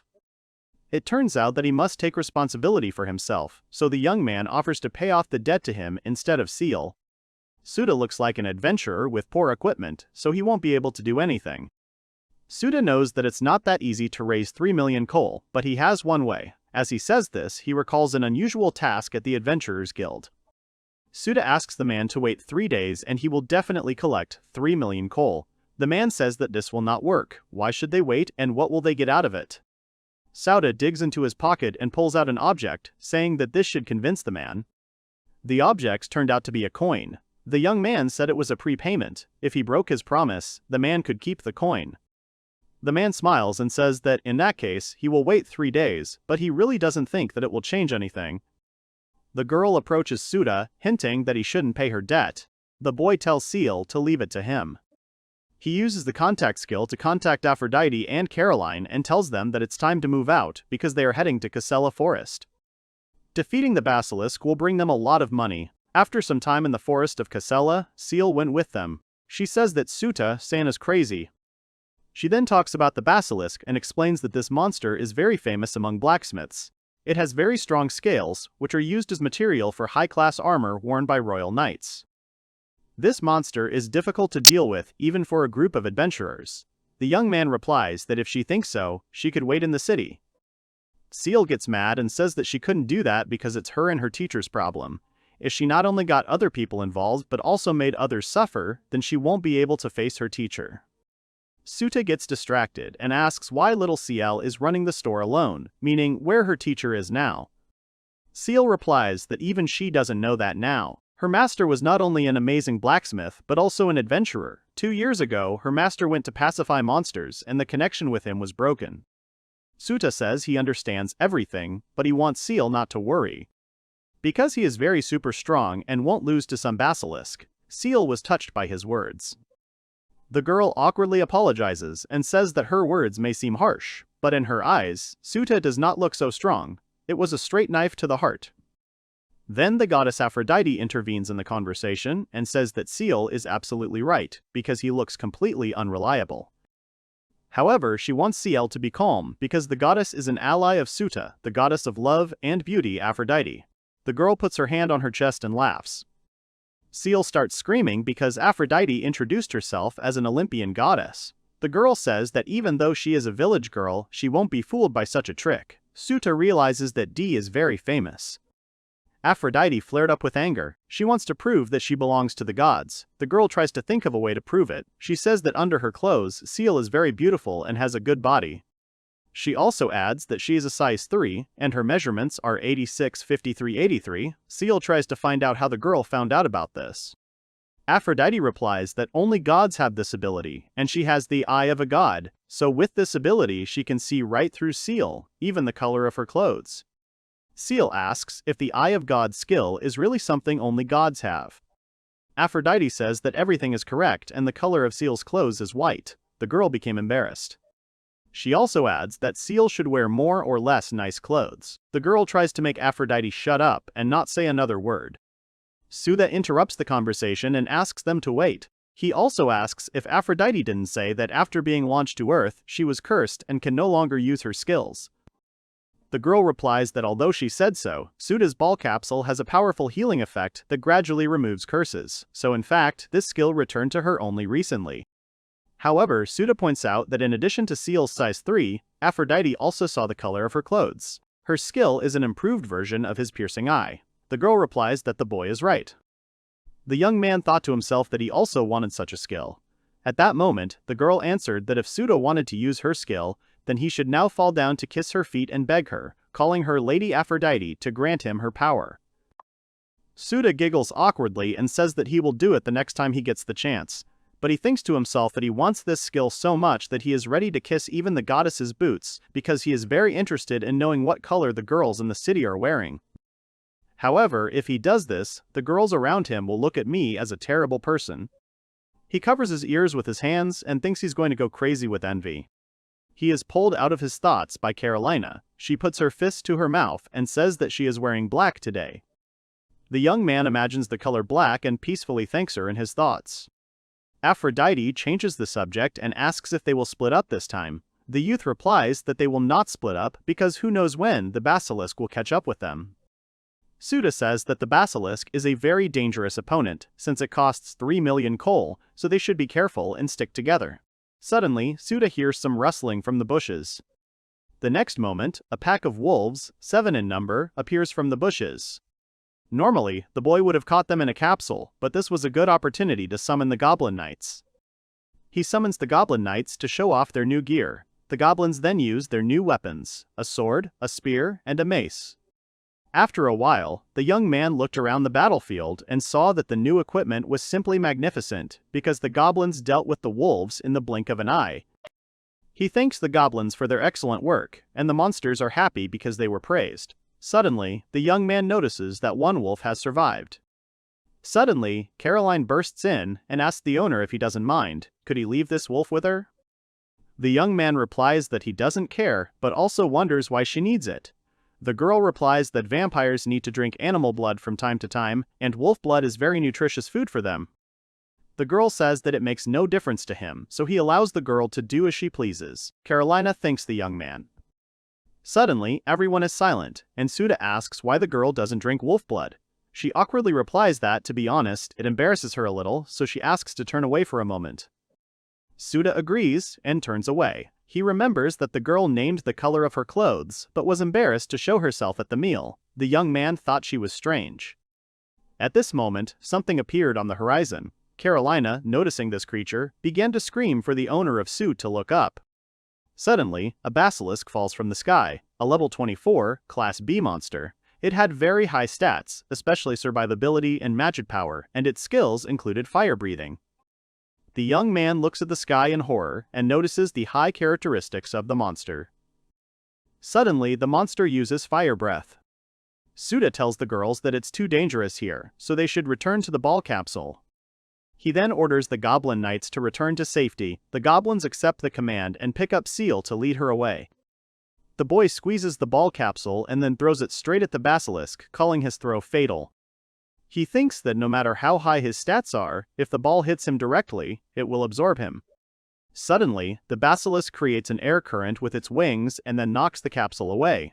Aphrodite screams at Souta not to do anything stupid, and Carolina screams at him to run away at least once. The young man thinks that he would like to do this, but as soon as he turns his back to the basilisk, it will immediately kill him, so he needs to figure out what Souta should do now. Suddenly, the basilisk rushes past Souta, grabs the wolf's body and flies into the air. The young man understands, looking at the flying basilisk, that it initially wanted to drag away the wolf's corpse. It was a relief, he thought. Then, when Aphrodite and Caroline left the capsule, the young man apologized to Carly, saying that the basilisk had stolen the girl's food. The girl said that it was nothing to worry about, and the main thing was that the owner was safe. Souta tries to figure out how they can defeat this monster, since the difference in strength is so great. Suddenly, his thoughts are interrupted by Carolina, who asks for forgiveness. She approaches the young man and says that she smells something on the gentleman's left hand. Presumably there is blood there. She asks him to let her take care of his wound. The boy didn't even notice the wound. He looked at it and realized that it must have happened when he dodged the basilisk's blow. He notes that Caroline noticed the wound very quickly. The girl says that nothing special, because vampires smell blood very well, so she quickly found the source.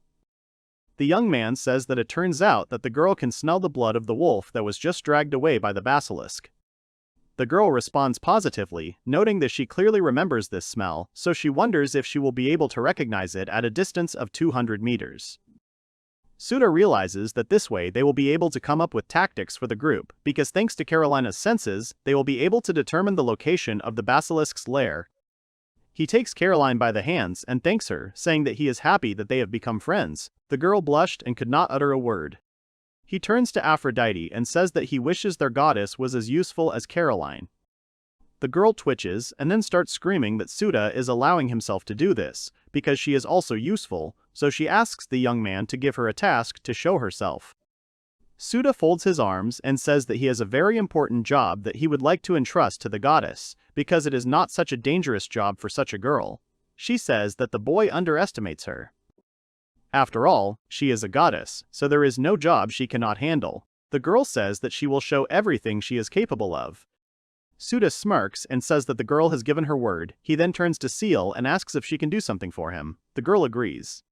Now they have everything they need for the operation to capture the basilisk. Souta's group reached the basilisk's lair in the form of a huge tree. Souta says the area stinks. He looked at the tree branches and realized the basilisk was impaling corpses on tree branches. As far as he remembers, this was done in the Middle Ages. He turns to the girls and says it's time to start preparing for the operation before the basilisk notices them. Aphrodite says to leave everything to her. After some time, Aphrodite was tied to a tree. She did not understand what all this meant. Souta asks if she didn't say she would do anything. Aphrodite starts screaming that it's true, but the boy didn't say he was using her as bait. She called Souta the devil incarnate. Seal didn't think the boy would use her rope like that.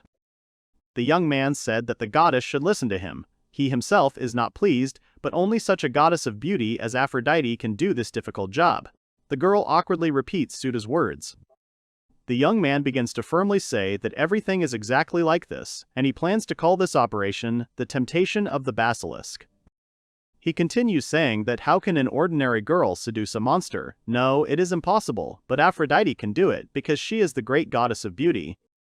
The girl agrees and says that she has no choice. Since Souta can't do anything without her, she will have to take matters into her own hands. The young man thanks her for constantly helping him out, but he thinks to himself that it's all a blatant lie. To be honest, he doesn't think that this monster is able to distinguish the appearance of a beautiful girl from an ugly one, but he needs bait anyway. After being launched to this land, Aphrodite lost her powers, but retained a large reserve of vitality. If so, she would hardly suffer in the event of some unlikely problems in the situation, so he chose her for this role. Meanwhile, Caroline says that her master dared to do such a bold and decisive act, as expected from a powerful demon. Seal was in a panic, because how could one tie a goddess to a tree and use her as bait? Souta thinks that he does it not without a sense of guilt, but this time he had no other choice. He looks at the happy Aphrodite and feels awkward. He thinks that after all this he will buy her everything she asks for. After a while, Souta orders the goblins to listen to him. He explains that the basilisk is the most dangerous monster they have ever encountered, so the task will be dangerous. He asks if he can count on them. The goblins respond enthusiastically. Souta thanks them and suggests they begin implementing the plan. He feels the wind is blowing in the right direction, looking at the basilisk. First, he wants to start by using the skill where he attacks with the spores of the mad mushroom. This way, he wants to lure the basilisk out of its hiding place. Mushroom successfully uses his skill on a basilisk that is dozing among the branches of a tree. This wakes the basilisk up. It flies up again, and its status indicates that the monster is agitated. Souta understands that the mushroom skill worked. In his mind, he tells Aphrodite that it is her turn. She must lure the basilisk to her. The girl agrees. She throws off her hair ribbon and calls for the basilisk to come to her and seize her. She suggests that he do it. At one point, the girl sees an enraged monster rushing towards her at breakneck speed. Looking at his face, the girl is horrified and asks Souta to save her. Aphrodite continued to scream for Souta to save her from the terrible basilisk. The young man used the skill Contra to order the goblins to attack the basilisk. The monsters immediately began to carry out this order. They block it with their wooden shields. Basilisk didn't expect that. Souta realizes that this is his only chance. Using the skill Counter Row, he summons a crazy mushroom from a ball capsule and orders it to use spores. The goblins throw the small monster. He immediately uses his spores on the huge monster. The basilisk uses its wings to push away the mad mushroom spores. Souta realizes that the basilisk still has the strength to fight back. He then orders the goblins to attack the basilisk. The little monsters grab the weakened basilisk in a heap. The young man thinks that if the basilisk manages to escape, then their entire operation will fail. However, he hopes that they will succeed. Suddenly, the basilisk acquires the exhaustion status. Souta, noticing this, uses the skill Contact and tells Carolina that it is her turn to attack. The girl nods and agrees. The girl jumps from one of the branches of a nearby tree and soars right above the basilisk. She then lifts her leg and attacks the basilisk's head with all her might, causing a loud thud to echo throughout the area. Carolina managed to pierce the basilisk's head and blood began to flow from the wound. The monster lost consciousness. Aphrodite, Seal, and most importantly, Souta, froze at that moment. A moment later, they all shouted that they had managed to defeat the huge basilisk. After a while, in the Adventurers Guild, everyone was whispering behind Souta's back. No one could believe that some newbie could defeat that very basilisk. Chloe beamed and put her hands together. She said that Souta was amazing because he was able to tame the basilisk itself. The girl says awkwardly that the young man's reward of 3 million coal will be delivered tomorrow because it is a large sum and they will not bring it right now. The young man looks at his profile and thinks that now he can solve the problem with Seal's debt. It was a dangerous quest, but he is glad that he took it on, and even raised it thanks to the victory over the basilisk. Seal approaches the boy and thanks him. She also adds that she doesn't know what she would do without him. The girl asks how she can thank the boy. Souta replies that she shouldn't, because without the help of Carolina and the monsters, he wouldn't have managed at all. Aphrodite runs up to the young man and says that the young man is completely stunned because he was able to forget about her. The young man says that he completely forgot about it because the beauty of the goddess Aphrodite also helped him. Suddenly, Chloe approaches the boy and says that Souta once mentioned that the dead basilisk impaled the corpses on tree branches. The boy confirms that this happened, which is why there was a very strong smell. The girl replies that this is usually what basilisks do when they are preparing to have offspring, so it can be assumed that the basilisk was female. Souta and Aphrodite were very surprised. Aphrodite began to ask what all this meant, and why then this basilisk tried to attack her. The young man thinks that perhaps Dee's beauty had nothing to do with it, and the basilisk simply wanted to make a food supply out of her for its offspring, so it was too much. He calls Aphrodite and says that such behavior of the female basilisk means that the goddess's charm works even on her sex. The girl blushes and says that this means that she can seduce even women. Souta smiles, and secretly he is glad that Aphrodite is so easy to fool. The next day, Souta's group received 3 million coal, and with peace of mind, they went to the Bakraji farm with Seal, so for some time they were at the eastern branch of the Bakraji company. Souta thought that Seal's sadness had dissipated, and that her freedom was no longer in danger. However, The man who had previously threatened Souta and Seal said that it wouldn't work because the bag didn't contain everything, although it should have 3 million coal. The man responds by asking if the boy is familiar with the word interest.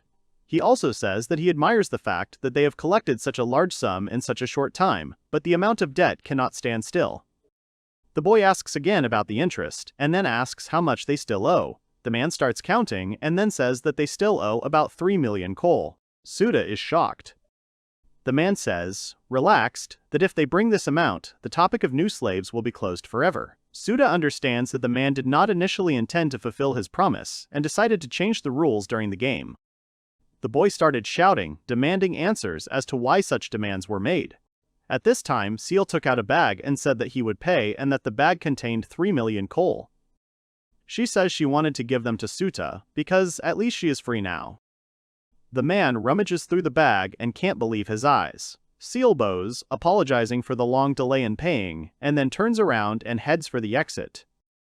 The man quickly flew up and stood right in front of Seal. He shouted that there was a mistake and he miscalculated because in fact the debt percentage is 5 million coal. He says that it is time to fill out the form for a new product. Souta wonders to himself how long this man will be so impudent, since they have already paid twice as much. He thinks that this is not right. He also considers that it was probably agreed upon before the loan that the contract could not be terminated, so talking to him would only be a waste of time. The man then becomes annoyed that Souta and Seal are silent, so he takes out a knife from his jacket and tells Souta to go get the money and Seal to stay here. Souta shouts for Seal to go behind him. The girl is very worried, but the young man smiles and says that everything is fine, because he once said that you can't tell from the outside, but he is very strong. The girl believes his words.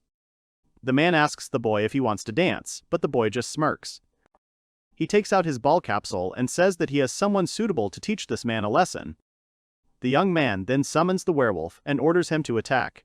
In one moment, the werewolf swings and hits the man in the face. He flies with great force straight into the wall. Souta asks how he got hit by Bakraji. As he leaves, he turns around and tells the man to keep the money, but in return he will no longer appear in his life and the lives of his comrades. After a while, the boy asks Ciel if she really sold the weapon shop.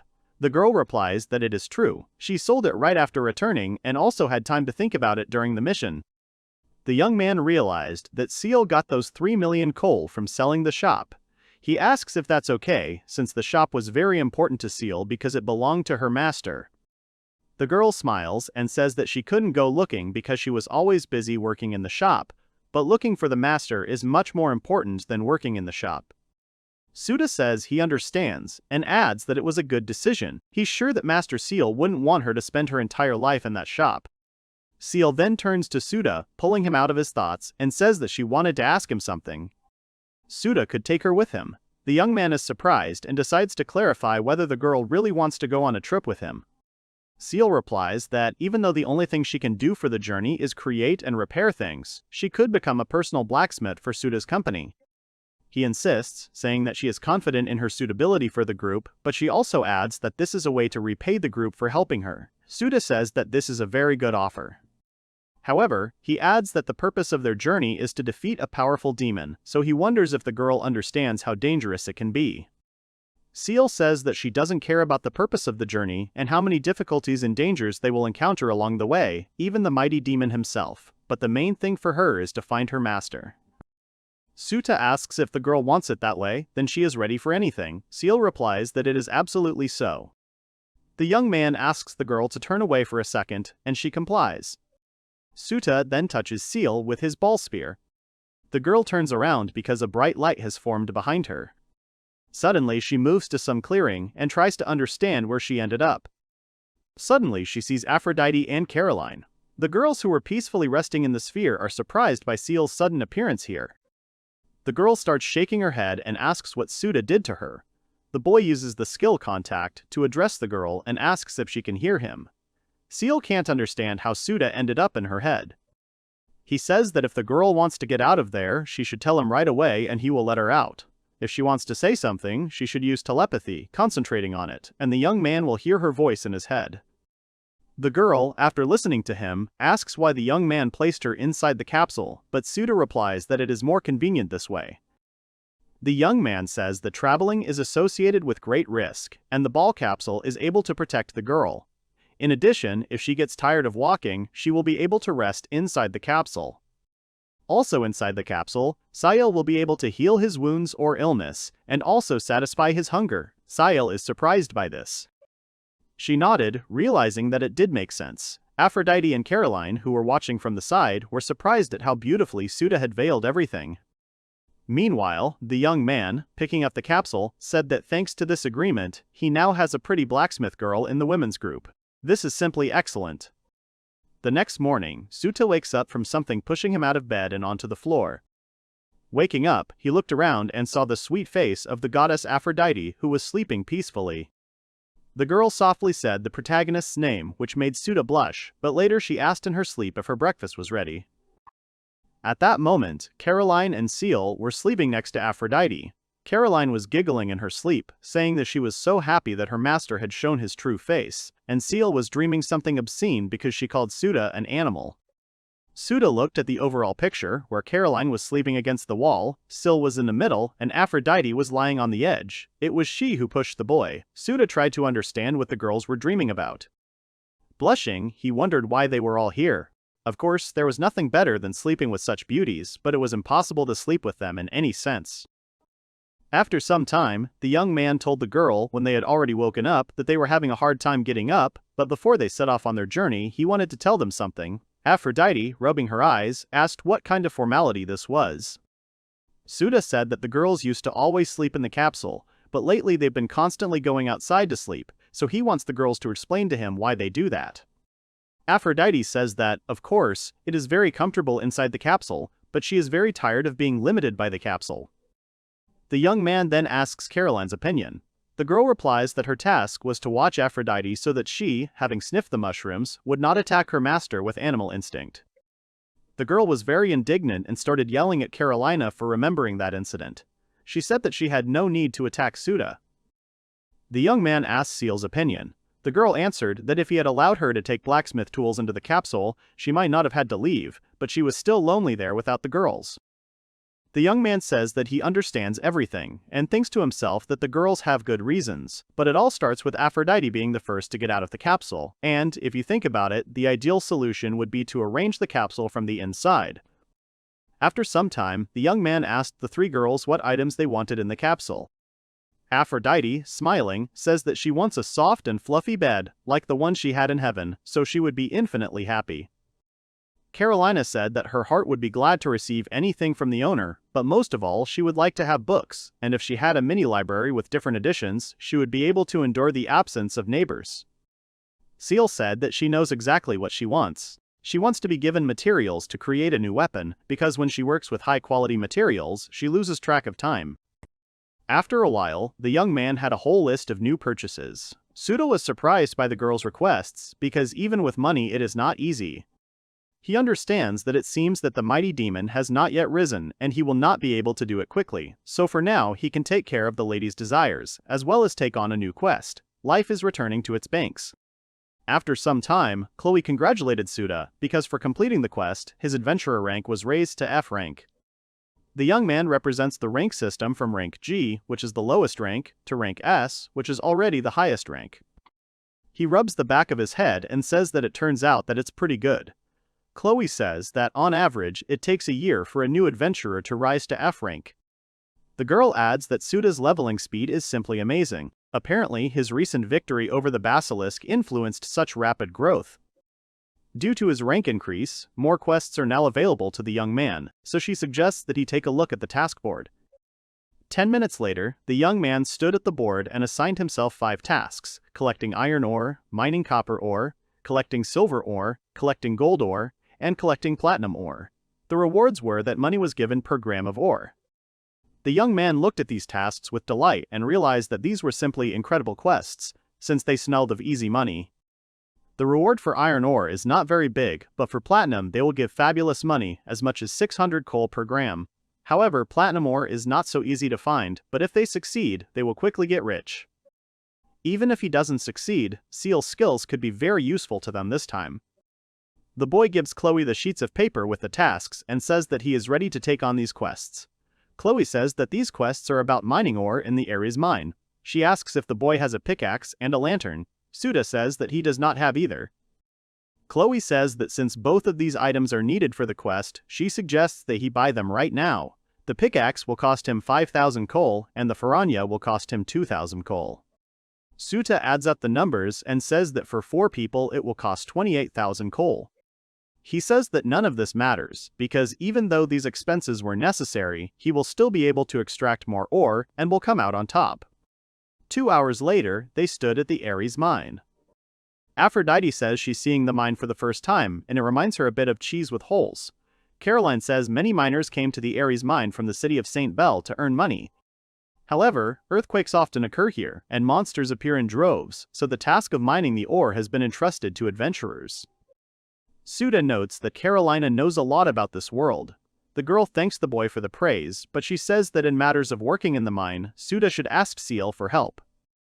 The boy turns to the girl and asks if this place is different from Seal's shop, but notices the girl shaking, so he asks what's wrong with her. Suddenly, the girl started screaming with joy. She says that she is very happy because she hasn't been in the mine for a long time. Souta didn't understand why the girl was so into it.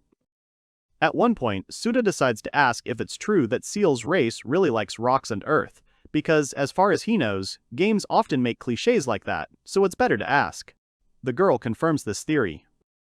The girl says that the dwarves come from the same tribe known as the spirits of the earth, so the ore brings them great pleasure. If they find good quality ore, Seal doesn't even know if he can control himself. Souta imagines a picture of Seal eating good ore, but tells himself that jokes should be put aside, as he hopes that won't happen. However, it does give him some motivation.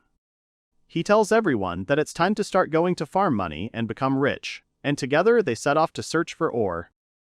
After some time, the heroes were already in one of the mine caves. The young man said that it was quite dark in the cave. He takes out a spherical sphere and says that the lanterns he bought from the Adventurers Guild could come in handy right now. Fortunately, they could be placed in a capsule. Suddenly, Carolina calls him and asks Souta to give it to her. The next moment, she summons a small glowing ball. Souta asks Carolina what this glowing ball is. The girl explains that it can be used to light one's way in the dark for a short distance, and with the help of magic, its operation can be maintained for about 8 hours. Souta immediately felt downcast, because if he had known about this earlier, he would never have bought those lanterns from the Adventurers Guild. The young man even thought that it would be great for him to have such a glowing ball. He thanks Carly for this glowing ball, and the girl thanks him for the praise. Suddenly, Aphrodite calls Souta from the side. The young man asks the girl not to make noise and asks if she has already started collecting ore. The goddess says that she has even managed to find something. She shows the boy a pile of G-rank stones, but unfortunately, they are ordinary stones with no special features. Souta, hissing, says that these are ordinary stones. Aphrodite is very surprised and says that this is not true, because these stones are very shiny. Souta asks Aphrodite to check these stones with her divine sight, because now her skill will be more useful than ever. The girl says that she can, but this skill requires too much mana, so she will not use it unless necessary. The young man thinks that he also has a divine eye, though a little worse than Aphrodite's, but at least it will be of some use. He goes and sees the characteristics of any stone. For example, the first thing he came across was iron ore, which contains a small amount of iron. He gives it to Seal and asks if it is possible to sell this stone. The girl says, apologetically, that she is afraid, but nothing will come of it. Apparently, it was thrown away by other adventurers, which means that they themselves could not have made money from it, otherwise they would have kept it for themselves. The young man stands up and says that this means that all the valuable ore was mined by other adventurers before his group. Such thoughts immediately make you want to give up everything and go home. Suddenly, Seal says that there are no problems, because they can mine the ore themselves. The girl swings her pickaxe, making a knocking sound. She shows F-rank copper ore and iron ore, and says that they will mine the ore themselves. Everyone was amazed. Souta asks how the girl knew where the ore was. CL explains that her race loves ore, so she can determine where the ore is by smell. Souta's spirits immediately perked up. He realized that Seal had a special skill, and with this girl's help, they could earn a lot of money. He turns to the girl and looks at her with wild eyes, saying that this is their chance. He asks if the girl can show them where the ore deposits are. Seal says that she can help them, but she also mentions that Souta scares her a lot because he is so close. The boy realizes that he was blinded by the desire for money, so he apologizes to the girl. He wipes his forehead and thinks that if Seal hates him, he will not help him. Aphrodite, watching everything, says, turning to Caroline, "Are they thinking about the same thing now?" The girl answers that it could be. Aphrodite thinks that she can't lose to Seal, and Caroline thinks that she won't let anyone take her master for themselves. Together, the girls shout that they will get a lot of ore too. The goddess Aphrodite and the demon Carolee stand with pickaxes and are simply glowing with motivation. Seal does not understand what is happening, and Souta is happy that Aphrodite and Caroline are full of inspiration. After a while, Seal says he can smell ore behind the stone wall.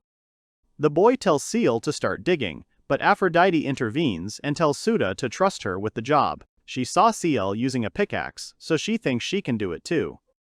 Souta is surprised by such an unexpected proposal and asks if Aphrodite is serious now. The girl says that she is absolutely serious because at one time she had a nickname, Aphrodite the Gatherer, because while other gods were fighting the boss, she was collecting very rare gems. Souta realized that she was talking about a game, and his hopes disappeared. The girl says that Souta is about to see what she is capable of. Then, with a divine attack cry, she slams her pickaxe into the stone wall. The young man notices that the girl's entire body is shaking divinely. Suddenly, Seal interrupts them and says that Aphrodite can damage the ore if she hits it hard. The girl asks if it's really that bad, to which Seal says that it is very bad, so she asks to show how to do it. Souta realizes that as expected of Seal, she is a professional at this. Meanwhile, Aphrodite tries to figure out what to do next. Suddenly, Souta remembers Carolina and tries to figure out what she's doing. Meanwhile, the girl uses magic and makes a huge hole in the wall. Seal starts yelling at Caroline, asking what she's doing. Caroline replies that digging with tools isn't very effective, so wouldn't it be easier to extract the ore with magic? Seal asks her not to do this again, because she can destroy the ore. Then the girl can't stand it anymore and asks Aphrodite and Caroline to sit in the corner and not interfere. 3 hours later, there was a pile of iron ore and class F copper ore lying next to Souta. The young man thought they had done a pretty good job. The girl approaches Souta and asks if she can take some ore. Souta says that of course she can, but he asks why she wants it. The girl says that she wants to make a new weapon for the goblins, and considering how much they got today, she will be able to make a lot of weapons. Souta says that would be great. He spares no expense to strengthen his goblins, so with Seal's skills, their business will soon improve. Then Souta asks if the girls have seen Aphrodite. Carolina answers that Aphrodite decided to look for the ore herself because she also wants to help. Souta thinks that this is very good, but he has a very bad feeling. Suddenly they hear a scream from the depths of the cave. They all run towards the scream. Souta tries to understand what happened there, and then shouts to Aphrodite that they are already close. The boy sees the following image. Aphrodite is captured by crazy F-class puppets with high durability. The girl asks Souta to save her. The young man understands that he has seen exactly the same picture somewhere before, that someone grabbed Aphrodite. Souta looks at what is happening in surprise and says that these monsters, these crazy puppets, are really cool guys. Carolina pulls Souta out of her thoughts. He throws the ball capsule straight at the puppets, screaming at them to let go of his companion. After a while, the puppets release Aphrodite from their stone hands. Souta sees them running away, letting go of the goddess of beauty, Aphrodite. Carolina puts on a serious expression and says that there is no escaping her, and then activates the magic, binding puppets to the icy bonds. Souta notices that the girl has ice magic. Carolina tells the master to show these vile creatures his power. Souta thinks that Carolina is excellent as always. He thanks the girl and throws his capsule at the 2 remaining puppets, who are encased in ice and unable to move. The capsule eventually contained 3 captured puppets. After a few hours, a huge pile of various ores was collected. Souta says that they worked hard, and in his mind he thinks that they also managed to catch the 3 puppets. Aphrodite says that her legs can't hold her anymore. Sheil says that she is also very tired. The young man says that they can go to the capsule to rest, and he will inform the girls when they get to the hotel. Coming out of the mine, the young man thinks that he does not feel his body. Mining is not a game. Coming out of the cave, he thinks that there is space around and there is not a single soul. Sitting down on a nearby rock, the young man thinks that he will play with Monster Crossing a little before returning. So now he has a choice with 5 crazy puppets. He wants to try the company, Crazy Puppet, with Crazy Puppet. He soon gets a monster called E-Class Evil Rubble. It had high survivability but no skills. The description said that if they were crossed with each other, they could produce a very powerful monster. The young man looks at the new monster and thinks that it looks like a very harmless minion. He also notices the strange wording from the crossing of 2 evil rubbles. He wonders what might happen if 2 evil rocks were crossed. The young man decides to try crossing them. The end result is a huge monster called a golem. Its class was level D. The monster had enormous physical strength, but its skills were absent. The young man notices the parameter of its physical strength and understands that it is the most powerful monster in his collection. However, the note that if 2 golems are crossed, a very strong monster can be obtained has not disappeared, so it can be concluded that this is not its final form. He understands that the evolution of this stone is not yet complete, so the young man decided that from tomorrow he will open the hunt for crazy puppets. After a while, he came out of the Adventurers Guild and looked at his main reward of 36,000 coal. If converted into yen, it would be a little less than 40,000. And yet it is not very profitable, because the price for iron and copper ore is very small. Next time he is going to immediately take on silver and gold ore. He goes and thinks that even a little bit of gold will somehow satisfy Chloe's request, because Souta wants to see her smile. The next morning, Aphrodite asks what was wrong with Souta and why he suddenly decided to buy a new bed. Souta also bought Aphrodite new clothes, namely the E-rank dancer outfit that the girl once wanted. Souta asks if the girl remembers the incident with the basilisk, because that was when he promised to buy her something new for the girl who had gone all out back then. The girl blushes, rubbing her cheek, and then shows herself to Souta in all her glory and asks him how he likes her new outfit. The young man says that he has nothing to say because everything is fine. The girl does not understand what he means. Then the young man says that he does not understand what she is angry about, because she is as pretty and sweet as always, so any outfit will suit her. Aphrodite immediately blushed and said that she hadn't thought that Souta thought that way. The young man said that of course he thought that way, and he was also going to go to the Ares mine again. He grabs her hand and says that this is why they should finish shopping quickly. The girl is embarrassed by this action and Souta resolutely sets off because today is just the right time. After some time, they arrived at the guild's magic tool shop. They were greeted by a friendly young man who asked what Souta and Aphrodite would like to buy. The young man said indifferently that he was looking for a bed as big and soft as possible. The young consultant began to grin and said that he understood everything and then invited them to follow him to another department. The young man did not understand why everyone around him was staring at him. The male consultant said that they had all the beds here, but he would like to recommend to buyers a bed using one of the rarest materials, angel cotton.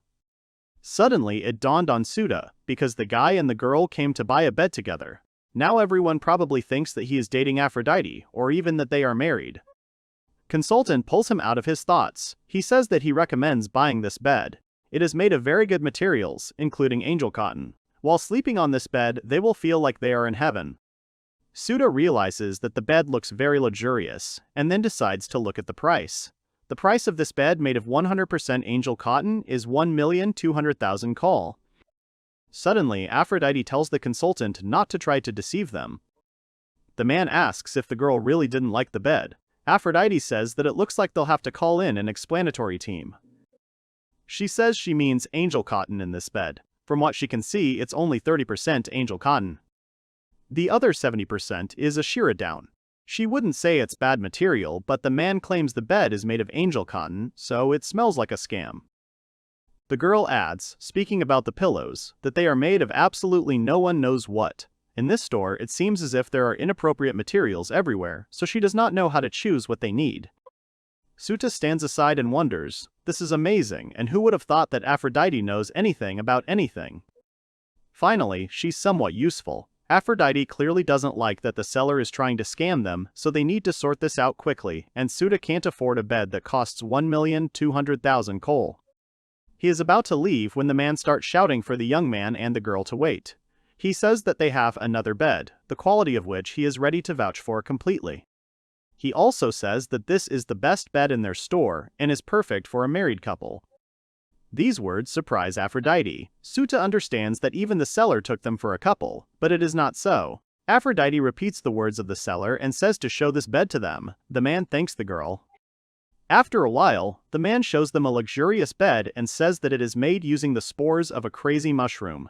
Thanks to them, this bed will bring the couple new sexual desires every night.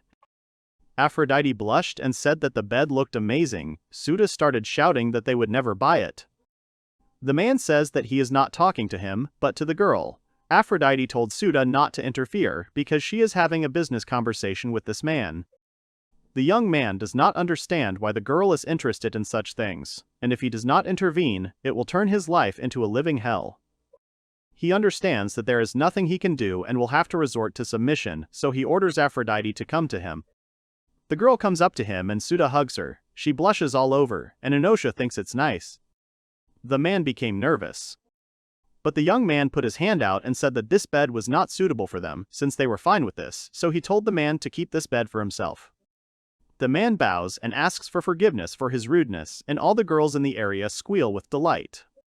Souta says that the shopping was a failure. He says that they will have to sleep on the old bed for a while. The girl says that is true. The young man thinks that because he called himself Aphrodite's boyfriend, she was not very offended by this and by the fact that he pressed her to himself. Souta realized that he needed to give her something again. Meanwhile, the girl thought that hugging the guy was nice.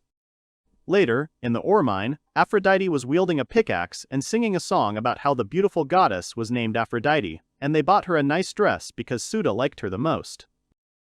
The boy wondered what was wrong with the goddess. He thought she would be upset because they couldn't buy a new bed, but she was suddenly in a good mood. Carolina called Aphrodite and asked what the strange song was. It was distracting her from her work. Aphrodite winked and said that Caroline was afraid that she would take Souta away from her. The young man realized that this was too direct. Carolina said that if the goddess speaks of this, she does not know yet, because she has always been faithful to the powerful demon and has loved him unrequitedly for over 300 years. Souta realized that he also wanted a partner who would love him for the rest of his life. He realized that he was jealous. Aphrodite giggled and said that she would tell Caroline a little secret. It was written all over her face that she was a loser in love affairs. Souta realizes that the atmosphere is getting tense and needs to change the subject. He turns to Seal and says that he wanted to ask her something. He says that he wants to get gold and platinum ore today, so he asks Seal if she knows how to get it. The girl says that it will be very difficult. Other adventurers are also looking to extract the expensive ore, so the deposits here may already be exhausted. However, if they put in more effort and go down the mine, they may be able to figure out something and find the ore they need. But the deeper they go down the mine, the higher the risk. The young man says that he understands everything, but although he wants to extract expensive ore, he does not want to risk it. In the conversation, Caroline meets him and tells them not to worry about it. Yesterday she asked the bats to explore the mine, so now they know about all the dangers here. So if Souta wants to go down into the depths of the mine, the mice will be able to lead them. Souta realized that Carolina was simply amazing. Suddenly, Aphrodite started screaming from the side. The girl did not understand what the mice wanted from her. Souta asks if this was Caroline's doing. The girl says no, and she does not know why these mice decided to attack Aphrodite. After some time, Souta caught a mad puppet and realized that the deeper they go, the more mad puppets they encounter. He realizes that he has a good feeling. They reach some cave and Souta realizes that it is very spacious here. Suddenly, Seal screamed Souta's name and said that she could smell precious metals behind this wall. It was different from all the ones before. Souta is surprised by this and says that maybe they can get a lot of money now. Aphrodite says that everyone should leave this opportunity to the great goddess. The girl swings her pickaxe and shouts about a divine attack. She falls, doubled over in pain. Caroline says that the blow didn't leave even a scratch on the wall. Carolina, approaching the wall, says that this is some very strong rock. She is afraid that pickaxes alone will not be enough here. Souta understands why the other adventurers have not touched this ore deposit. Then he makes a decision and takes out his ball capsule. He summons a goblin to leave the matter to him. Carolina screams when she sees the large golem. Souta replies that it is him. He got it yesterday as a result of puppet crossbreeding, so all the hard work can be entrusted to him. He orders the golem to destroy the wall and it begins to carry out the order. Swinging, the golem hits the wall with its fist and makes a huge hole in it. Everyone watched in surprise. A secret passage with a staircase leading down opens before the heroes. Souta's group began to descend a long stone staircase. The young man wondered if the staircase was really that long. Seal happily said that the smell of ore was getting stronger, and she was sure that they would find it soon. Souta thought that it looked like this staircase was made a long time ago, but he wondered where it led. Suddenly, the young man sees piles of D-rank silver ore, C-rank gold ore, and B-rank platinum ore. They all screamed with delight when they saw the huge deposits of ore that had been collected. However, it was not simply stuck into the wall as before, but rather, it was collected in boxes and wooden barrels. Seal picked up one of the many stones and decided to lick a piece. She happily turned around and said that this ore tasted amazing. It was real platinum ore. The young man was very surprised. He said that he couldn't believe it because there was so much ore in one place. Seal said that it was also of very high quality. The girl thinks that all this ore can be sold for about 400 million coal. The young man was simply in an indescribable shock from this huge figure. He could not believe that very soon they would become rich. Suddenly, Aphrodite screamed nearby. The girl could not understand what it was. Coming up, Souta saw the skeleton of a man which was neatly folded. Carolina replied that it seemed to her that the miners used this place as an ore storage facility or some kind of treasure trove. Souta asked the girl how she knew this, but Carolina replied that she didn't know, she just assumed. The girl continued by saying that she had noticed the age of this skeleton. She could say with certainty that it had been lying here for about 100 years. This mine was discovered relatively recently by adventurers, and it had previously been state property. Consequently, all the ore mined in the mine was sent to the state treasury, and this suggests that this miner could have hidden some of the ore here in order to resell it later. Souta said that it sounded quite logical, and in his mind he thought that it meant that this man was the only one who knew about the existence of this place. He hid some of the mined ore here and most likely died in an accident. After that, the entrance here was blocked by stones and no one ever knew about this place. Aphrodite, leaning on the rocks, said that this man had managed to hide a lot of ore, but it was no longer useful to him and was of no use at all. Suddenly, the girl felt that the rock she had leaned on earlier began to move. Suddenly, a huge hand appeared from under the ground. Everyone watched in horror as a pile of rocks rose from the ground. It turned out to be a level 20 iron golem. The monster was a C-rank monster with unusually great physical strength. The iron golem viciously attacks. Souta didn't understand why this monster attacked them, but Carolina answered that it was probably because they woke it up. It seemed that it used this treasure room for its rest. Souta realized that they couldn't leave here empty-handed, so they would have to fight him. The young man takes out his ball capsule. The young man throws the capsule straight at the monster to be devoured. However, when the capsule hit the golem, for some reason it was not inside, even though the capsule had definitely hit the target.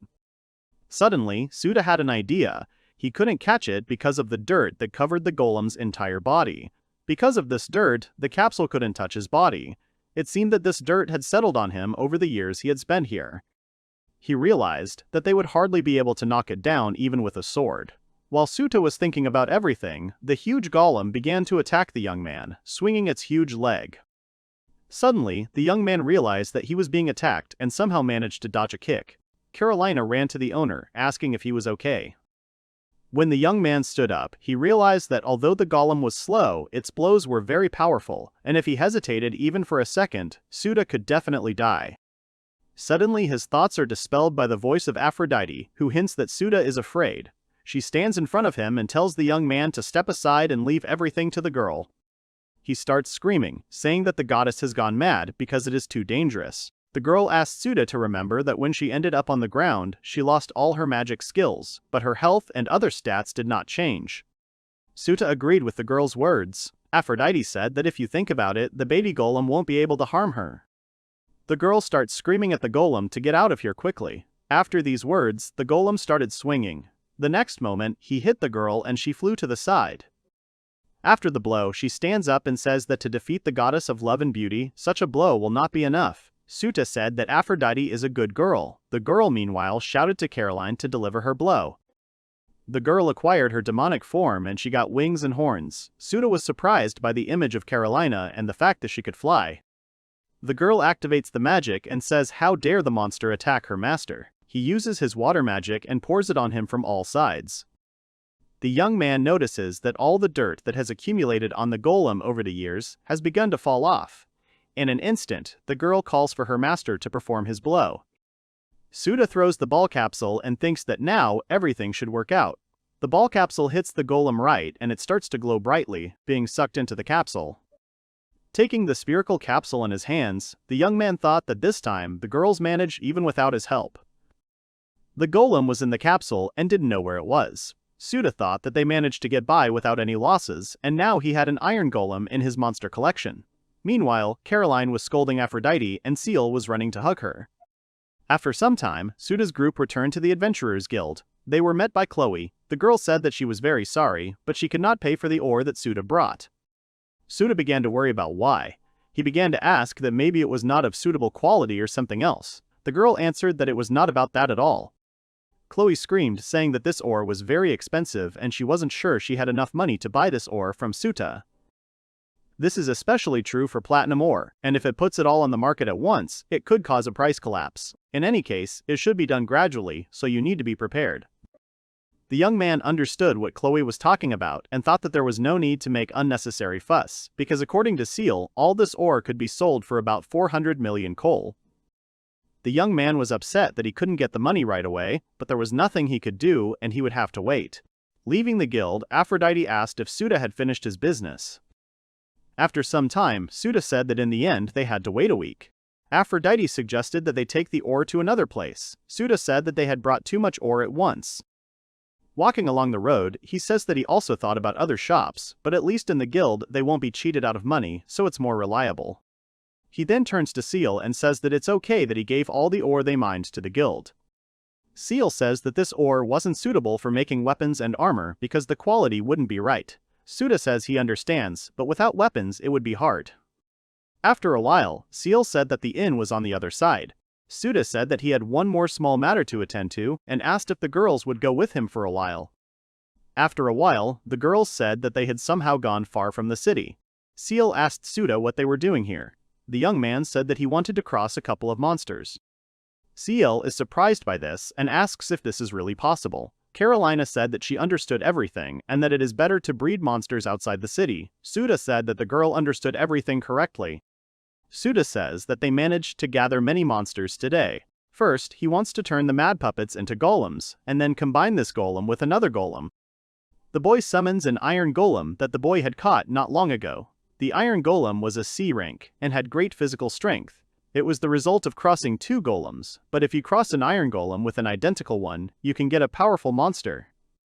Aphrodite is curious, saying that when two golems are crossed, an iron golem is produced.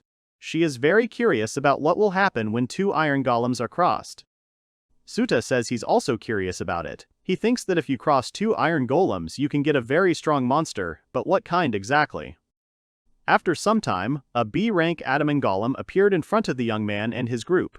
It had enormous physical strength and vitality. The golem had a skill, a punching fist. The information window also said that since this golem lives in remote mountains, it is one of the rarest types of golems. Seal looks at the monster with admiration and says that it is very cool. She asks Souta what this monster is called. The boy answers that this monster is called an adamant golem.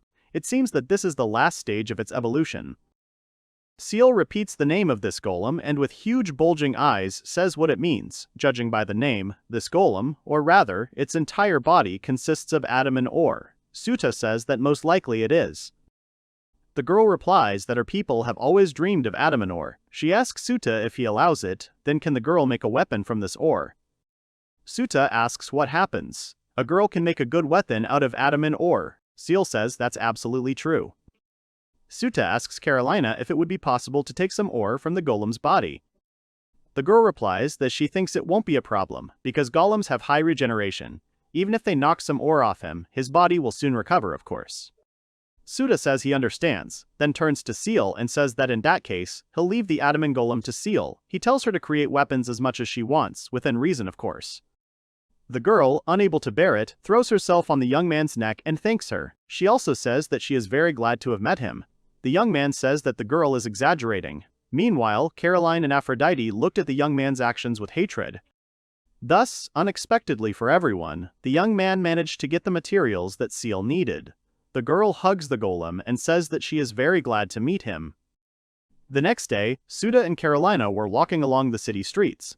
The girl asked if Souta was sure of his choice, since she didn't have to buy anything. The young man answered that he was absolutely sure. He adds that he remembers the girl asking him for some interesting book, so he hopes that she will find a book that she will like. He also notices her costume and says that she hasn't worn that maid costume in a long time. Caroline replies that they just weren't going to hunt monsters today, so she put it on. Carly asks if that's weird. The young man replies that it is not strange at all, because he thinks that this maid costume suits Caroline very well. He also says that he really likes this outfit. The girl blushed in surprise and staggered. Souta asks what happened to the girl. Carolina asks for forgiveness and embarrassment. It's just that the sudden compliments from the owner have turned her head a little. The young man understands her words. He thinks that Caroline often says things like that. He wonders if she's serious. He knows he saved her from death and all that, but sometimes she overdoes the gratitude. He folds his arms across his chest and asks Caroline if she sometimes takes his words too seriously.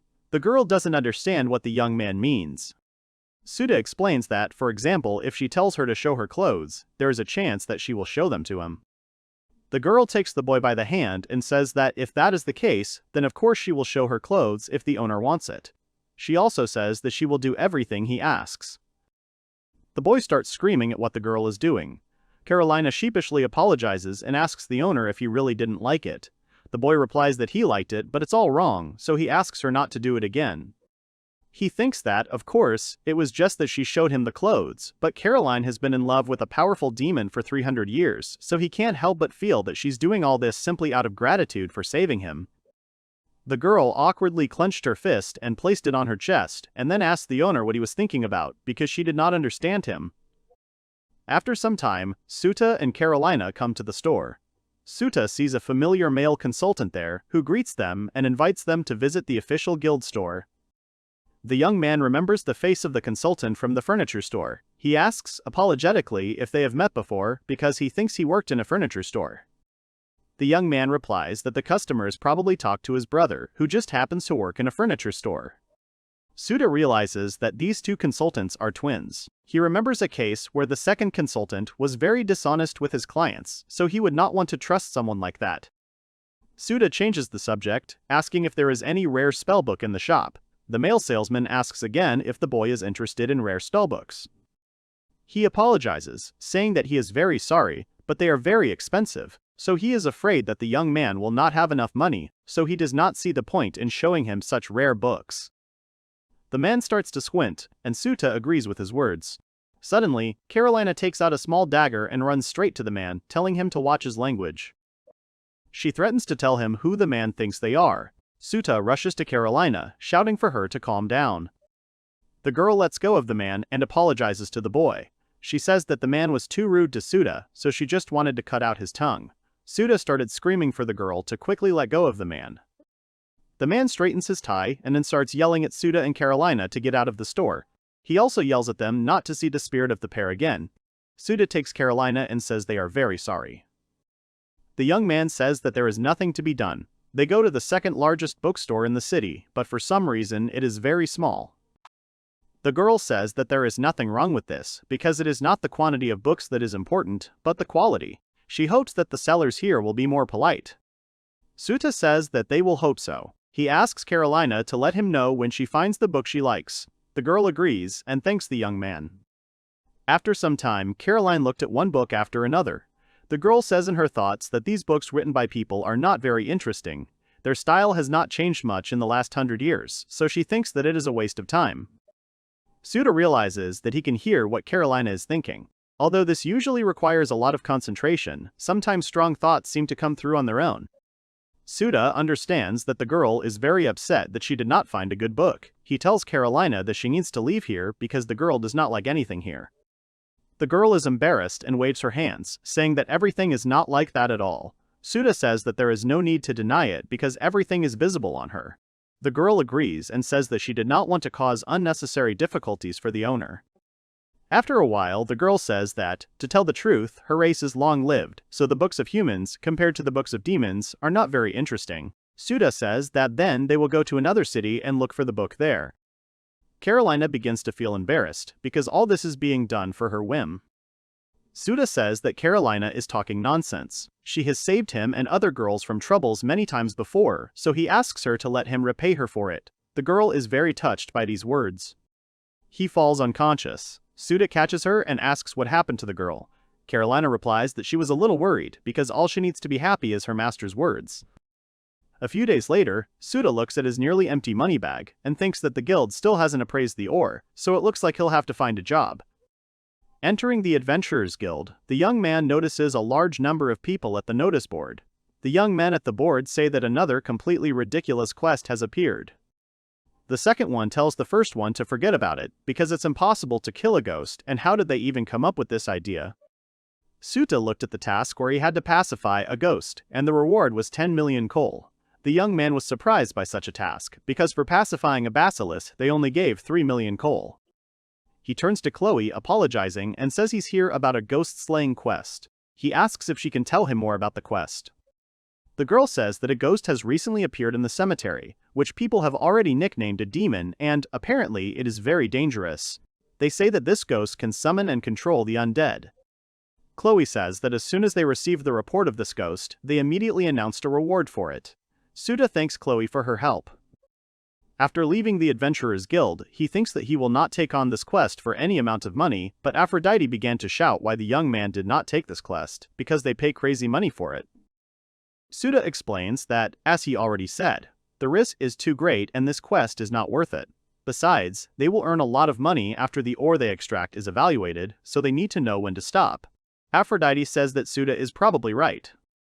The young man says that in this way, they will earn extra money doing something simpler. Suddenly, Carolina comes up to him. The girl says seriously that since the boy doesn't want to take on this quest, can he entrust it to the girl? Souta asks if she's joking.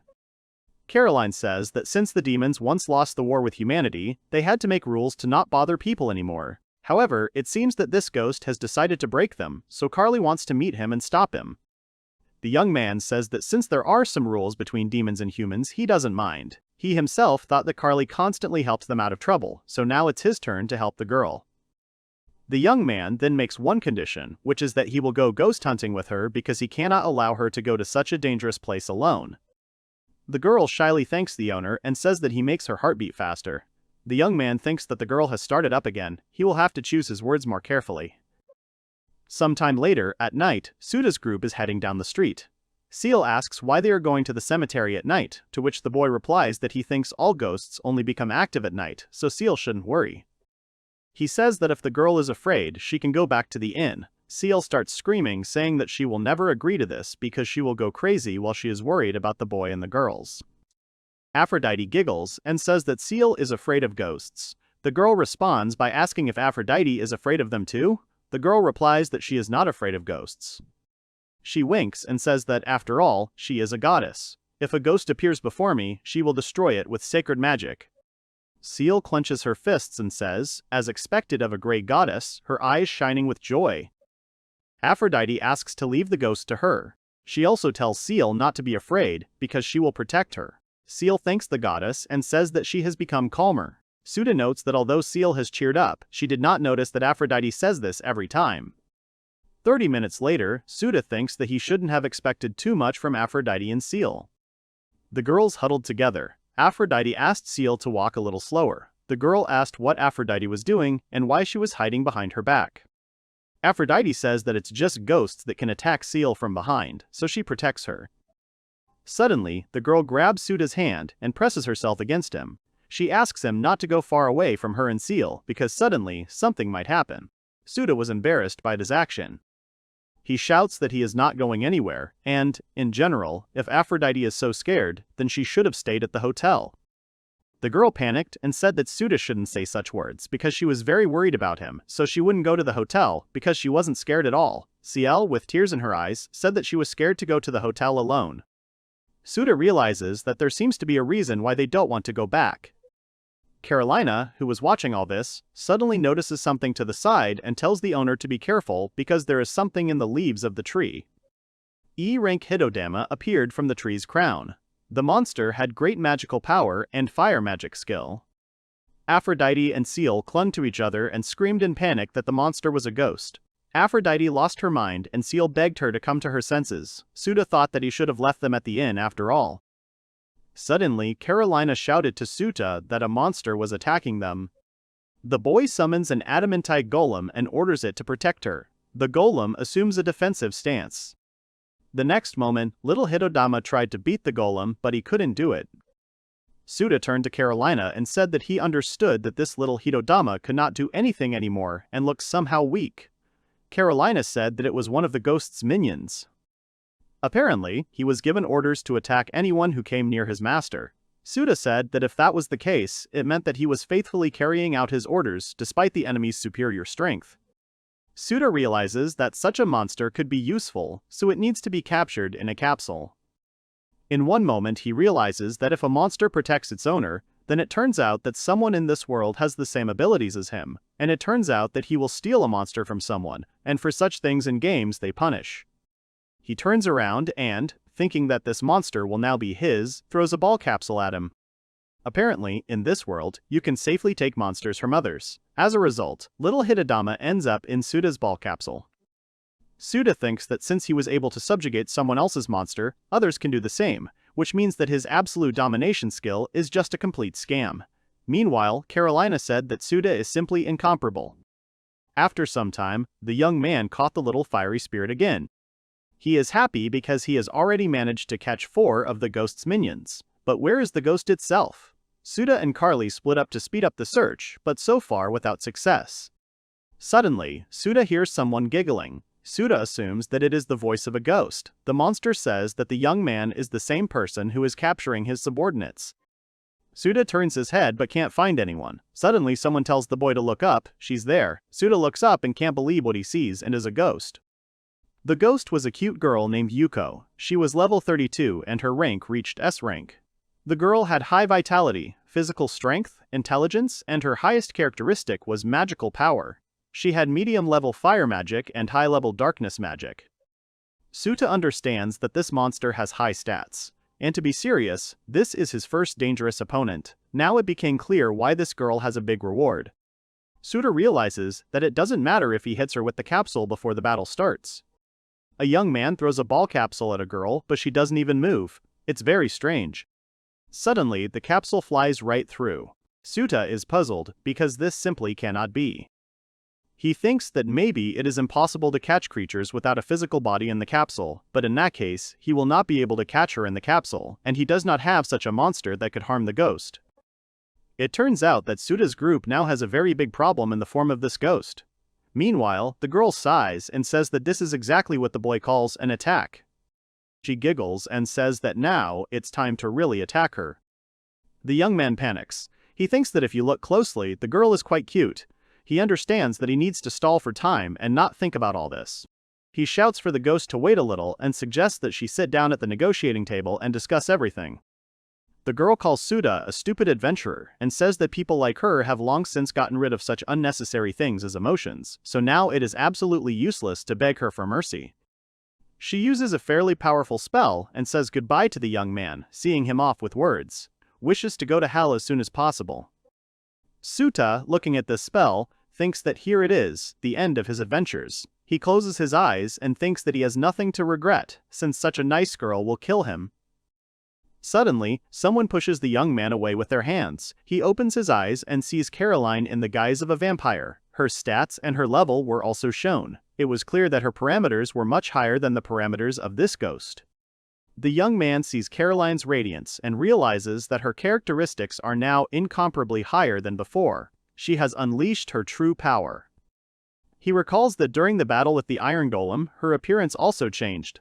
It turns out that when Carolina starts fighting at full strength, she changes her form. In that case, Souta can now fully trust Carly. Carolina dispels the ghost's magic and says, addressing her by her name, Yuko, does she understand who she just raised her hand to? Souta notices that Caroline's clothes are in tatters, but she doesn't care right now. Suddenly, the young man notices the ghost's face. The girl was in complete shock and, calling Carolina the head maid, asked what she was doing there. Souta repeated the ghost's words about the head maid and thought that Caroline was most likely familiar with this ghost. It seemed that the ghost was saying that she had long ago gotten rid of her emotions, but now she was scared to death. Carolina began to say that Yuko had become quite bold. However, she did not think that she would live to see the day when Yuko decided to show her teeth. The girl screamed and waved her hands that everything was not as it seemed and that she would never raise her hand against the head maid Carolina. Carolina places her hand on her hip and calls Yuko's name with a serious face, then orders her to quickly get down to the ground. In an instant, the ghost descends to the ground and falls at Carolina's feet, screaming for forgiveness. Souta realized that this girl obeys Carly. Carolina closes her eyes and says that Yuko is wrong, and that she should apologize not to her, but to her owner Souta. Yuko is shocked. She starts screaming about why Carolina obeys a human because it is shameful for demons to serve these worthless people. The only one to whom concubines can be faithful is Lord Ibris. Carolina starts to get angry and says that if Yuko insults her master again, she will kill her. Yuko was so scared that she even jumped, and then she pressed her fingers into the ground and turned to Souta in confusion. The girl says that she did not know that the young man was traveling with Carolina, so she politely asks him to forgive her for her inappropriate behavior. She bows down and screams that she's really sorry. Souta holds out his palms and says that there's no need to apologize like that. Carolina tells Souta to forgive them for this misunderstanding, because it seems that her former colleague from her previous job caused him trouble. Souta smiles, but inside he is overcome with strange feelings because he does not understand anything, and now he has a lot of questions. Yuko sat aside, very downcast. Carolina said that Yuko had a very nasty character, but could he leave her to Carolina? The girl said that she would try to explain to her that it was wrong to attack people. Souta said that he understood everything, but asked Carolina not to be too strict with Yuko. The girl thanked her master for his understanding. Initially, Souta wanted to subjugate the ghost, but since it was Carolina's friend, he couldn't do that, and if Carolina kept an eye on her, there wouldn't be any problems. Carolina calls Yuko and says that this time, Souta decided to forgive her, but only on the condition that she never harms people again. However, although Yuko was forgiven by the owner of Carolina, but not by Carolina herself, because the girl ruined Carolina's clothes that Souta gave her, so Yuko will have to be punished for this. Carolina becomes very frightening. The girl asks Yuko if she is ready for punishment. The girl is very scared. She asked Carolina not to do it, but the girl answered that it is very necessary. Carolina said that for her mistake, Yuko would get 100 spanks on her harmful bottom. If she tried to break free or interfere with Carolina, the girl would add the same amount more. Yuko began to cry. Carolina began to carry out the punishment. Souta thought that a ghost could not be physically harmed, so he did not understand how it worked at all. Souta looked at all this and thought that what Carolina was doing to this girl had raised a question in the young man. He was trying to understand what kind of character Carly really had. Thus, the problem was solved by itself. After some time, it turned out that the quest had failed. Aphrodite asks if maybe they shouldn't have let that ghost go. Souta says that they definitely won't see a reward from the guild now, but he's glad that everything ended well. Suddenly, Seal turns to Caroline and asks what her connection was with that ghost. Souta thanks Seal because he wanted to know about it too. Carolina says that Yuko was her colleague at her previous job. She and Yuko were maids, and they usually did cleaning, cooking, and so on. Aphrodite says that it is clear, but when Aphrodite said that Yuko was a demon in the cemetery, the goddess thought that she would be difficult to deal with, but in the end, she did not cause them any trouble. She asked if the lower demons were really that weak. Souta realized that it was not so. Even despite her status, Yuko's characteristics were very high, so Yuko could not be called weak in language. He understands that judging by the strength of Carolina and Yuko, the rest of the powerful demon's subordinates are clearly no worse than them. He understands that it is even scary to imagine what these subordinates can do. Suddenly, Aphrodite realizes that they have come to a familiar place. The girl asks if they were not here recently, when they were breeding monsters. The young man says that he caught several more monsters today, so it is better to breed them right away before they return to the inn. Aphrodite understands that Souta is talking about those fire ghosts. She asks if they really live in the capsule too. The girl asks how she will live there now. Souta recalls that it seems that these ghosts could be crossed with wolves. He sees that if you cross a fire spirit with a wolf, you get a monster called Kitsunebi. The stats remain the same, but the skills increase. Souta decides to cross wolf and Hitodama. The result is a small fox. Everyone around was simply amazed by the cute monster. Souta understands that such a cute monster is obtained by crossing Hitodama with a wolf. Carolina says that Kitsunebi is a witch-useful monster. She says that Kitsunebi can use 2 types of magic at once, which is very rare for lower races, and demons often use them as pets. Souta realizes that the monster is very cute and helpful. Seal at this time stretched out her hands and said that the fox cub is very cute. She began to hug him and said that she wanted to take care of him herself, because in his company she could be in the capsule around the clock. Souta allows Seal to do this, and the girl thanks her master for the opportunity to look after the little fox. The boy turns to Aphrodite and asks what's wrong with her. The girl starts crying and saying that she doesn't like him because she's the cutest and most beautiful in the world. Souta realizes that the girl is jealous of this animal. He then says that they still have 3 wolves and 3 Hytodamas left, so he will make 3 more Kitsunebi. Suddenly, a system message appears in front of Souta, informing him that a rare crossbreeding has occurred. The next moment, a huge C-rank Ketamaru appeared in front of them. The monster had great vitality. It was a sage among all the monsters living in the forest, and its fur was a very valuable and rare material, so merchants were willing to buy it for a lot of money. Souta tried to figure out what kind of monster it was, because he fulfilled all the conditions for a Kitsunebi, but received a completely different monster. He remembers the warning before the crossing that he was allowed to perform a rare crossing, so the young man assumes that this is what happened, but the chance of this crossing was only 5%. Carolina says that this is the first time she has seen such a monster. Souta realized that even she doesn't know what kind of fluffy thing it is. The girl says that in all 300 years she has never seen such monsters. This is probably because it belongs to a very rare species that lives in remote places. Souta thinks that he is lucky to get such a rare monster, but is it worth using? It does not have magic skills like a Kitsunebi, and the amount of health, although high, is certainly not up to the level of an adamantite golem. Suddenly, Aphrodite approaches the monster. The girl touches his fur and says that it is simply amazing. She starts to touch the monster and says that it has very nice fur, which reminds her of a very cute animal. She asks Souta to order the monster to lie down on the ground. He does not understand what the girl is planning but still asks the Katayama to lie down on the ground. The monster obediently flops down on its back on the ground. Aphrodite jumps on top and begins to bask a little in the monster's soft fur. Suddenly, she jumps up and says that this is exactly what she wanted. The monster is just perfect. She asks Souta to let her take care of this monster, because she can sleep on it for eternity.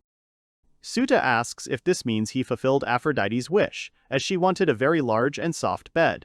The girl replies that the fur and softness of this monster are no worse than the beds in heaven. Souta says that since the girl likes this monster, she can take it for herself. Suddenly, Aphrodite gets up from the monster and pounces on Souta with gratitude. Souta realizes that he is very lucky because now he has fully satisfied the request of the goddess Aphrodite.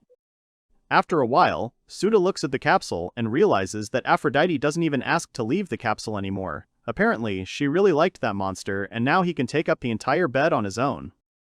Although, now he can't look at the beauty Aphrodite in the morning, but it's okay because there were too many of them during the day in one bed, so acquiring a furry monster was worth it.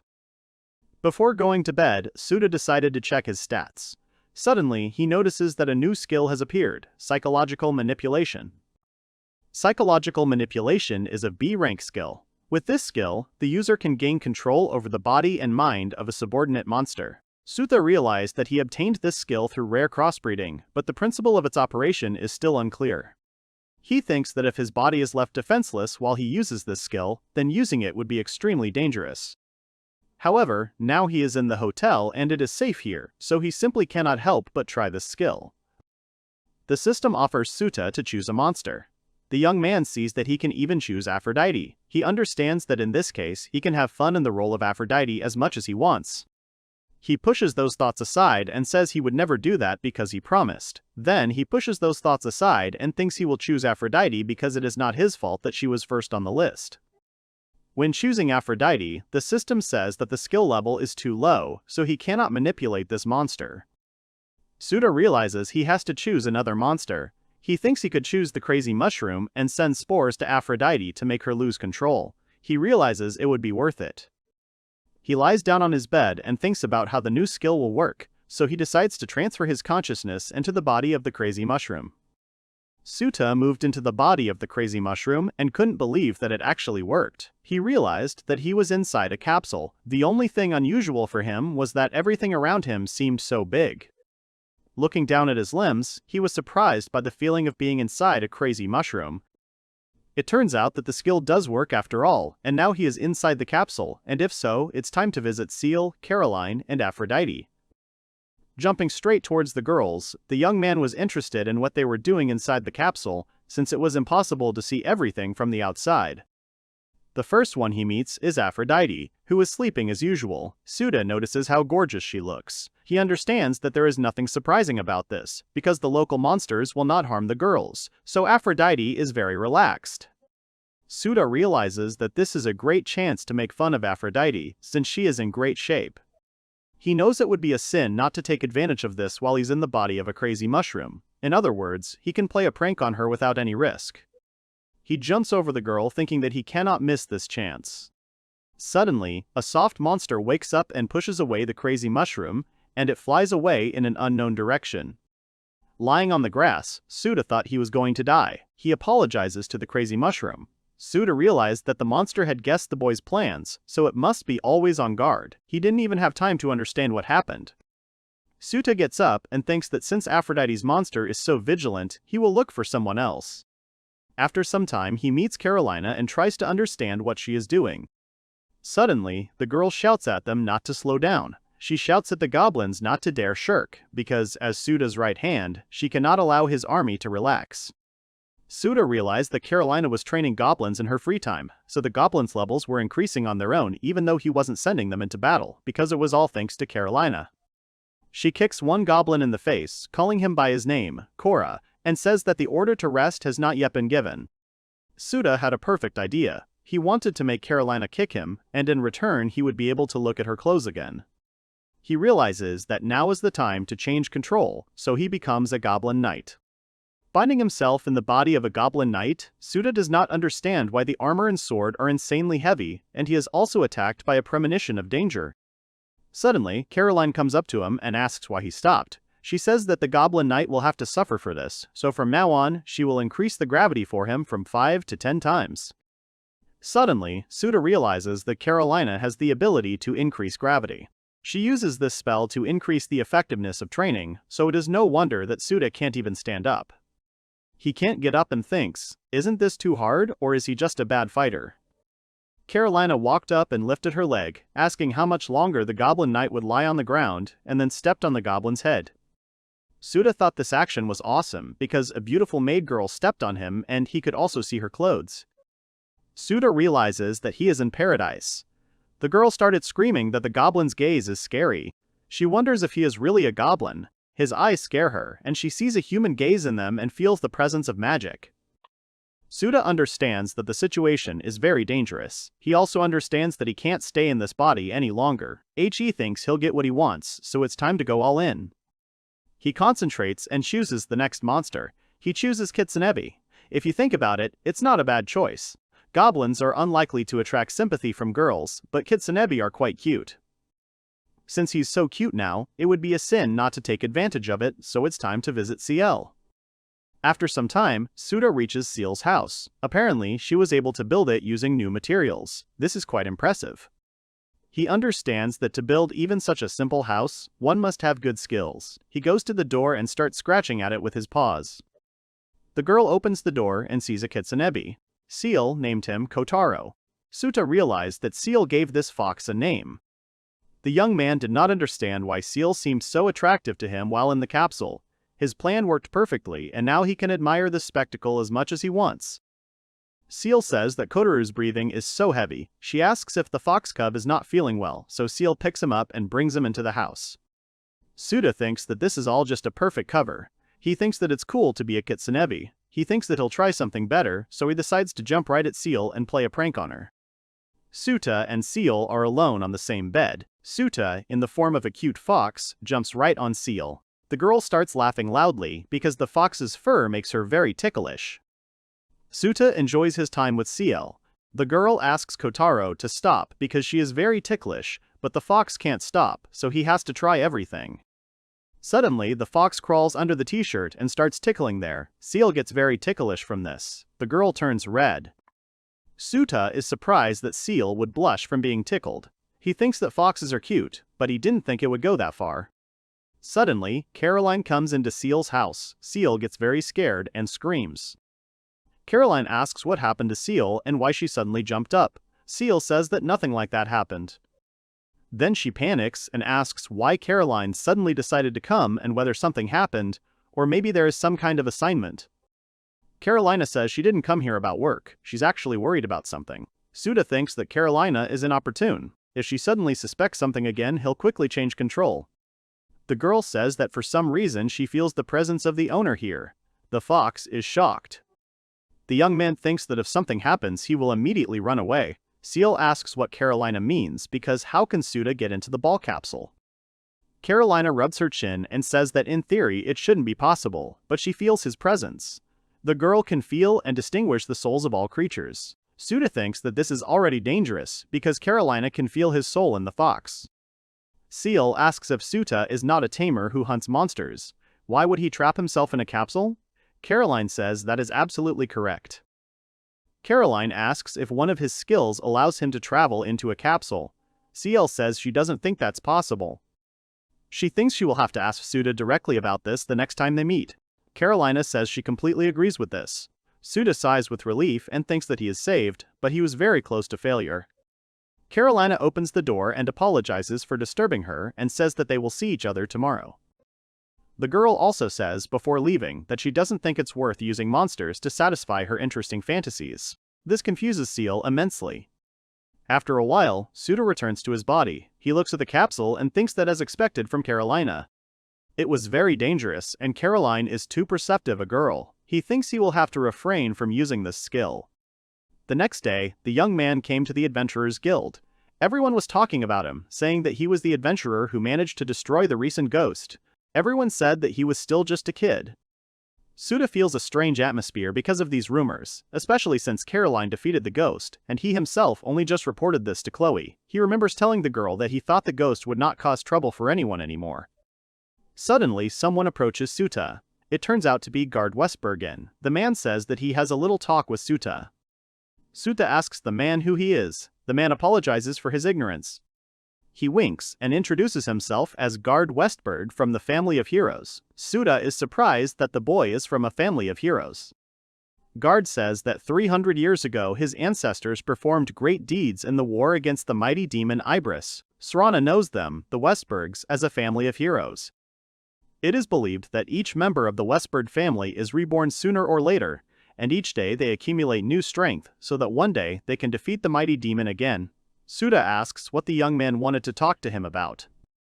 Guard says he was impressed that he was able to defeat the ghost from the graveyard. He wanted to ask Souta for help in subduing the powerful demon.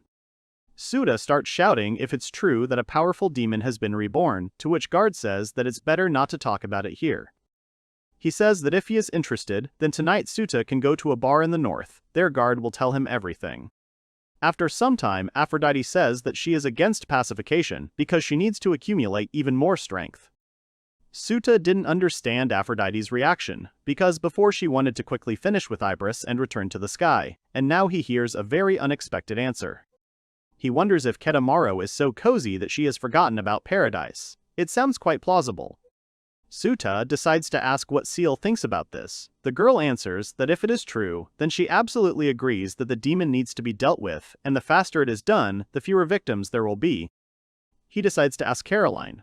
The girl says that it is a waste of time because the powerful demon that the man talks about is a fake. Souta asked how the girl knew this, to which Carolina replied that she was too self-confident. What she really wanted to say was that she thought that the demon might not be real. She could go and listen and find out more. Souta says that then it is worth trying to just listen to him. If it is too risky, then it is possible to refuse. He asks if Aphrodite agrees to this. The girl awkwardly says that she agrees. Sometime later, already at night, Souta enters the bar that Guard had spoken of. The young man was sitting with a glass of wine and said that he knew Souta would come. He suggests getting straight to the point. Guard says there was a rumor that evil spirits had taken up residence in a mansion in the east and whether Souta had heard about it. The young man replied that he had heard absolutely nothing about it. Guard continued by saying that there were rumors that several high-ranking adventurers had not returned from there, so he wanted to entrust this matter to Souta. Souta asked if the mighty demon himself would be present. In his head, he reasoned that he imagined that he must live somewhere in a high tower. Guard said that could be it too. The boy thought that was where he should have started. Then he heard Guard asking him if the 30 million coal reward would be enough for him. Souta immediately jumped up from his seat and shouted about 30 million coal. Guard replied that Souta had heard correctly when he said that he was a descendant of heroes, so such money was nothing to him. The young man thought that if he analyzed what he heard, it was unlikely that it was a powerful demon, but even for a fake they pay 30 million, it was very cool. He thought that the mine mission was also expensive, but not that much. Souta starts to glow and then says he'll do his best. Guard says that's really cool. After a while, they say goodbye with the words that they will fight together for peace on Earth and leave. Suddenly, a bat lands on Souta's shoulder and then she flies away towards Guard. After a while, Guard was sitting on the couch, drinking beer and saying that another fish had easily swallowed the bait. A bat was watching him.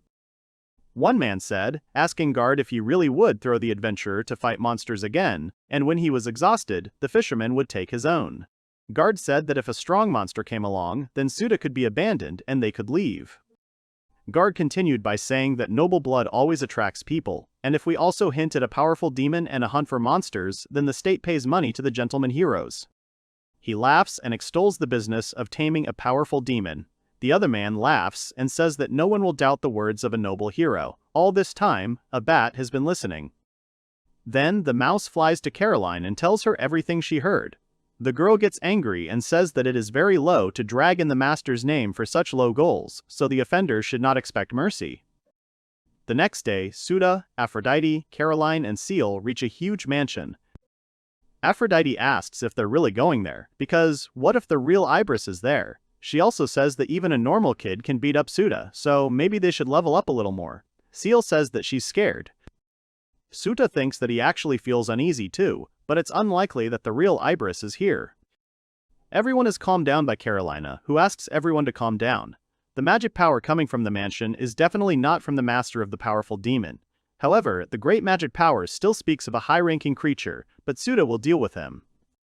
Souta smiles awkwardly and thinks that Carolina, as always, overestimates his abilities, but since Carly is with them, he thinks that there is nothing to be afraid of. Of course, what will happen is unknown, but he must control himself. Souta is the first to open the door of the mansion. He notices that although the mansion is old and dirty, it is still very nice. Carolina freezes in place. Souta asks what happened to her, but the girl immediately says that she has an excellent collection in front of her. Only the most first-class books are collected here.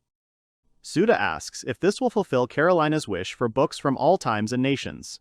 The girl agrees and says that she would like such a large collection in the capsule so that it would not be so boring there.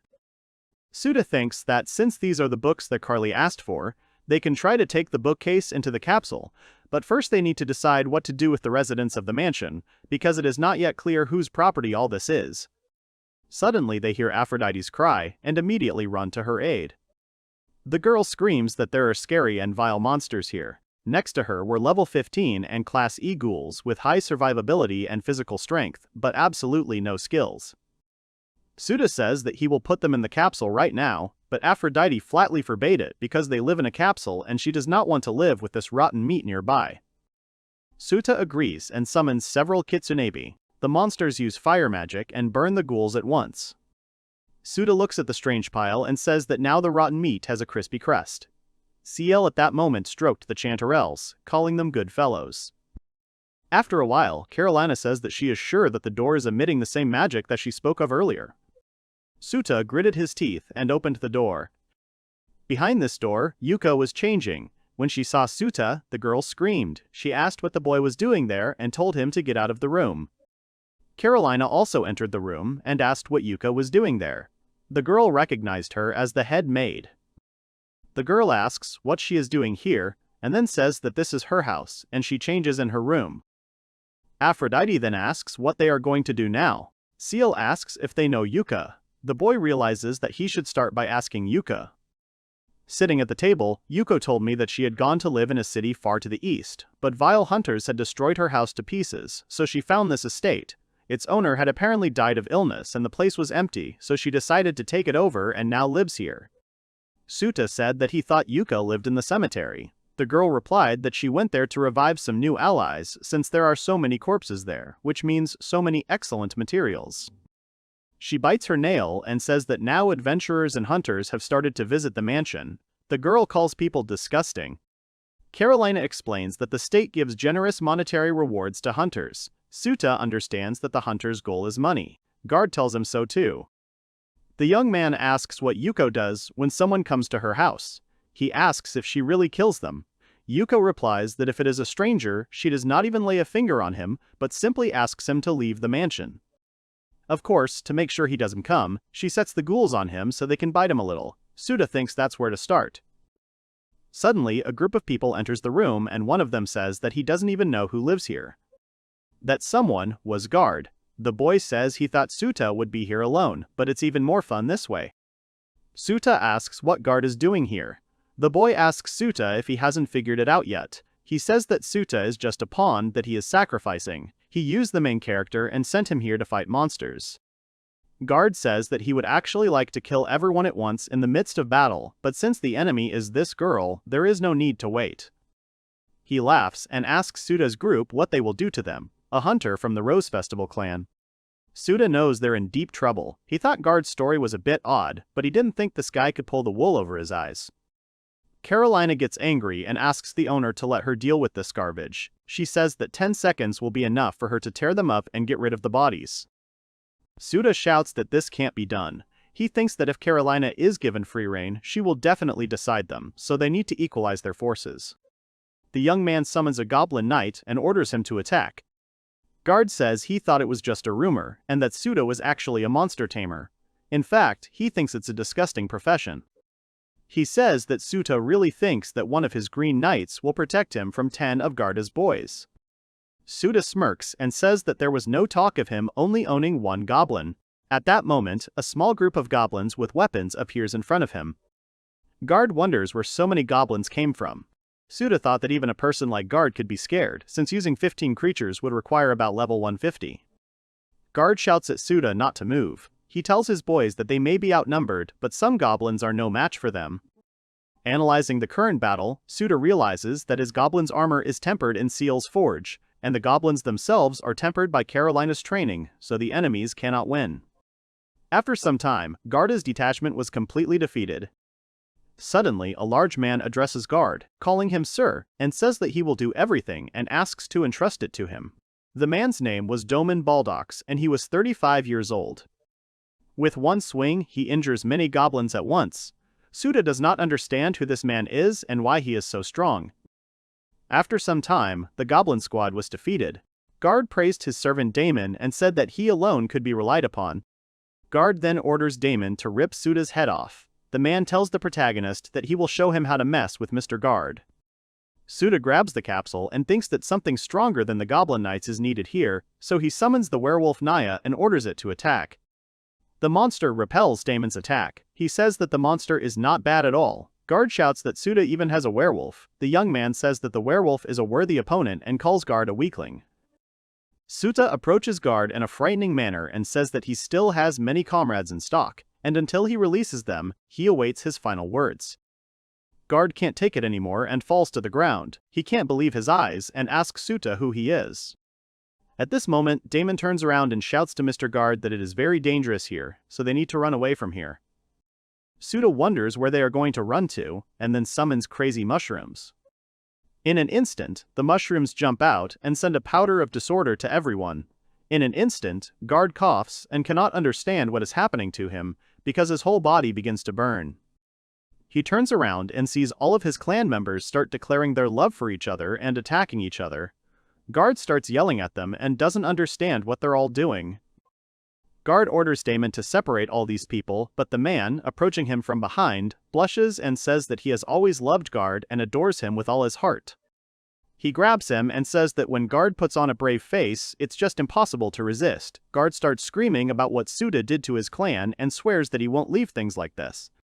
Souta folded his arms and thought that the Rose Festival had received its just punishment and their name now suited them perfectly. At that moment, Aphrodite whispered that Souta had put the mushrooms there on purpose with all this in mind. Seal called him an animal. After a while, Yuko starts laughing and says that she hasn't laughed like that for a long time. She then asks Souta if he will kill those people, and then says that it was very spectacular for a normal person. Souta thanks her for the praise. Carolina grabs Yuko by the ear and says how dare she talk with her dirty mouth to her master. Yuko screamed and started apologizing to everyone. Souta turns to Yuko and says that it would probably be better for her to leave this mansion. Rumors of evil spirits appearing here have already spread far and wide, so stronger hunters may come here. The girl says that this is a stupid suggestion. She says that nothing will change, because for people like her, there is no peaceful place in this world where they would not hunt her. Souta thinks that Yuko looks different now than she did in the cemetery. Her features were somewhat blurry then. Perhaps she has two modes, like Carolina, ghost mode and human mode. He thinks that his guess is correct. Souta says he knows a suitable quiet place for her. The girl wonders if this is true. Souta says that it is comfortable, the area is larger than the mansion, and hunters will not get in. Yuko says that she is very interested, but she does not believe it. However, if it is true, she would like him to show her the place. Souta agrees with her and says that Yuko could turn away. The girl turns away. Aphrodite and Seal begin to understand what is going on here. Then, in an instant, Souta touches Yuko with the ball capsule and it starts to glow. His theory is confirmed and Yuko can be touched in human mode. He holds the capsule and thinks that now, the inhabitants can sleep peacefully and are completely safe. Yuko didn't understand where she was, and Souta thought about how he had caught a cute ghost girl today. A week later, Souta stood in front of the mansion where Yuko used to live. It turns out that he bought the house.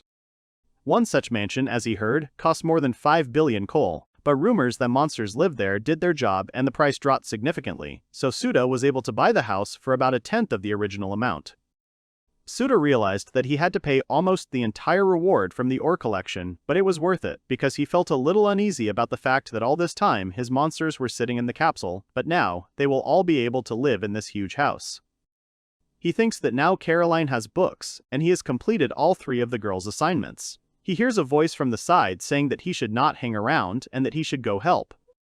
It was Aphrodite. The girl said that this mansion was too big and they would never get it in order. The girl did not understand why a goddess should do cleaning at all. Yuko said that she understood Aphrodite very well, because why should she, a demon, listen to some human? Souta watched all these arguments in the midst of general cleaning. Carolina turned to Yuko and asked her what she said about her master, Souta. The girl, in a panic, said that she had nothing of the sort. Aphrodite and the foxes swept the floors. The goblin knights with Seal and Souta washed the floors, and a huge golem repaired the building from the outside. After a while, the mansion simply sparkled with cleanliness. After some time, Souta gave each girl a separate room, and what they asked for, he transferred to the capsule, so he can finally sleep in silence. However, as it turned out, he had miscalculated, and now he, Seal, Caroline, and Aphrodite were sleeping on the big bed. He fell asleep thinking that he had bought a house, equipped a capsule, but it was as if nothing had changed. The next morning, Souta opened his eyes to the sound of someone stomping loudly. Aphrodite burst into the room and said that something bad had happened and that some man had grabbed Caroline. Souta went down to the exit and saw Carolina, and behind her an unknown person. The girl apologized to the owner and said that she was very inattentive. The person behind her turned out to be a girl. She said that she had heard that demons lived in this mansion, but it seemed that people had also come down to her. Seal also went down to the exit and saw the whole situation. The stranger was asking why a person cooperates with evil spirits. She also continued to hold the blade near Carolina's neck. Seal asked if this girl was the teacher, and why she asked to come directly to her, saying that she recognized the voice of her teacher. Souta wondered if this was the teacher who had disappeared without a trace, having gone to fight the demons 2 years ago. The girl pulled down her hood and asked how Ciel had ended up here. Her name was Rika Garbanento. She was from a family of dwarves and her age was 23. After some time, Rika was told all the details of what had happened earlier. The girl turned to Souta and said that she should have thanked him first. She sincerely thanks Ciel for saving her. She also says that she was not in town at the time and would never have made it in time.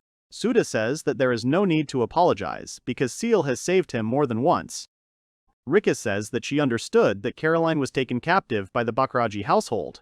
This means that she was also saved by Souta. Souta replies that everything is absolutely correct, so Carolina is not such an evil demon as the girl thought. Rika says that Bakraji's company has a really loud but not the best fame, and Souta's courage is worthy of praise.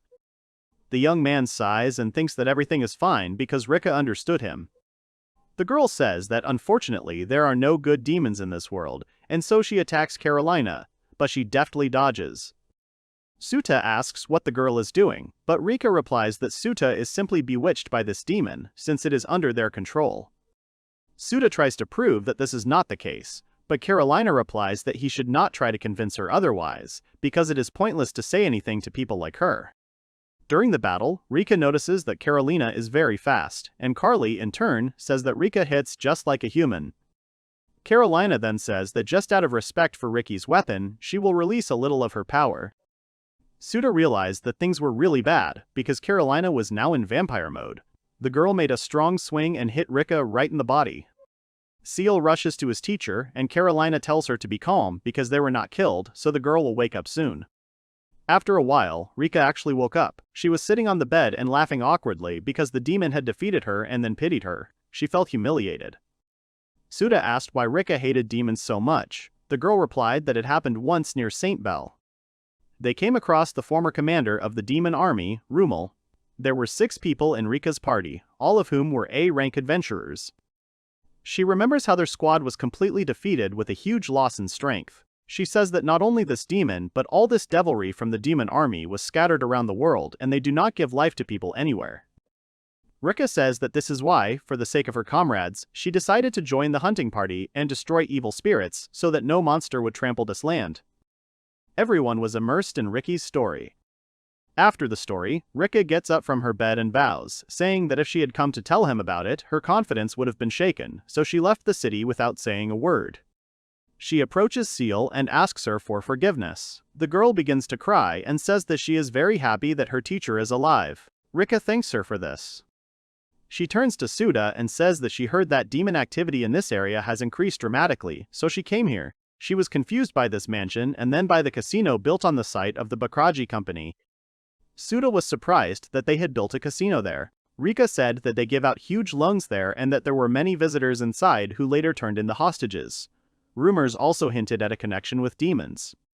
The girl says that they have planted spies, but contact with them has already been lost, so perhaps they are no longer alive. Souta interrupts her and asks if he can take over the case, which Rika is very surprised by. The girl says that they will be in danger there, but the young man replies that everything is fine because the girl herself saw what only Carolina is capable of. Ichi takes the capsule and says that he has other strong allies, so they will help Ricky's comrades and prove to her that good demons exist. After some time, Souta and his group arrived at their destination, the casino. The young man thinks that he should have quietly gone to this place once for reconnaissance, but he wonders why Aphrodite followed him. The girl says that it is very dangerous to let Souta go there alone, because she will not forgive him if he squanders all their hard-earned money. Souta hears the whispers of strangers nearby. One man says that the place is rumored to be doing well lately. Another man says that the previous management of Bakraji's company has disappeared without a trace, and the new management is more enterprising. Souta thinks that this is probably the same disappearance that he is involved in. After that, he himself was curious about how things are going for this company there. From what Ricky tells, there's a lot of money flowing through this place. He decides to see what's going on and goes inside. Inside the building, everything was sparkling and glittering, and beautiful waitresses were serving champagne. People were drinking expensive wine and playing at their tables. Souta sees a huge number of girls in bunny costumes, but suddenly he notices signs on their necks and wonders what they are. A man approaches them and, calling them dear guests, asks if this is their first time in their establishment. His name was Los Torresalti, and he was 84 years old. The man said that the girls had price tags on their necks. Souta is surprised by the man's age. He says that all the female staff of their establishment are a commodity. If the client wins, he will be able to buy the girl he likes for a special currency. Souta asks about the man. He says he didn't have time to introduce himself. His name is Lost and he is the chief commissioner of the Bakraji firm and, accordingly, the owner of the casino. Souta realized that this was the new top of the company from the rumors that had spread. Compared to the usual hostage sale, the casino with winnings stimulates human passion and brings in more income. The man leaves and says that if they have any questions, they can safely call him. Aphrodite whispers to Souta that Lost is not really human. Souta understands that age confirms Aphrodite's words, but apparently the demon's piercing eye does not work in human mode, otherwise he would have felt Aphrodite's aura, because the same thing happened to Carolina. So the demon is really involved in this place. Aphrodite says that first of all they should find out more about the enemy here. Souta understands that the girl just wanted to play in this place. 2 hours later, Souta was sitting on the couch, his face gone. It turned out he had lost a lot of money. The game started off fun, he had a series of easy wins, and then when he started to raise the stakes, the cards just didn't go. Suddenly, Aphrodite runs up to him and pounces on him with apologies. The girl lost. Souta says that she lost too and tries to calm her down. He said that everything was fine, he and Aphrodite had spent 500,000 call each, so they had only spent their planned expenses for this month. There was still over $1 million in the capsule, and they would apologize to the girls together a little later. Aphrodite said that there was nothing stored in the capsule because she had lost all the money that was in the capsule. Souta was stunned. They were now bankrupt. Aphrodite tried to understand why Souta had brought her to this corner and what he wanted to do. The girl even suggested that the young man wanted to do something bad, but Souta asked her not to think too much. He asked if the girl had really lost all her money, to which Aphrodite replied that she had first lost 500,000 and then decided to win it back. Souta asked if Aphrodite had noticed anything strange, like small bets that initially won, and then as the bet increased, the girl began to lose more often. The girl thought about it and said that there was something like that. Souta said that he felt like it wasn't them who lost, that they were just tricked. Aphrodite was very surprised by this. Souta said that Ricky said that the customers were saddled with debts, then taken hostage, the debts were forged, and they were turned into goods. In short, they got the money dirty, and the men were sold as cheap labor. The young man takes the capsule and says that he wants to expose their machinations. He asks Aphrodite to watch over his body and if anything happens, they should call him through the skill, Contact. The young man understands that if he crawls through the ventilation, then the young man will probably be able to crawl out on the other side of the wall, and in that case he will need the Kitsunebi form. Aphrodite asks Souta to stop because she doesn't understand what he's up to. Souta remembers that he didn't tell Aphrodite that his new skill could allow her to move into the bodies of other monsters. In this case, he would move into the body of a small Kitsunebi. He then moves into the fox's body and asks Aphrodite to catch him. The girl catches the soulless body and then sees the Kitsunebi running into the ventilation. Souta thought that it was quite difficult to actually expose the enemy's plan. Suddenly, he heard laughter. There were two men in the room. Odi said he was going to wet himself laughing. The other said he couldn't possibly be talking about that beautiful blonde. Judging by her appearance, she was an aristocrat. Souta realized that, according to the description, the men were talking about Aphrodite. They continued to discuss her and said that it was very interesting why only stupid customers came to their establishment, who did not follow the game at all and did not notice anything.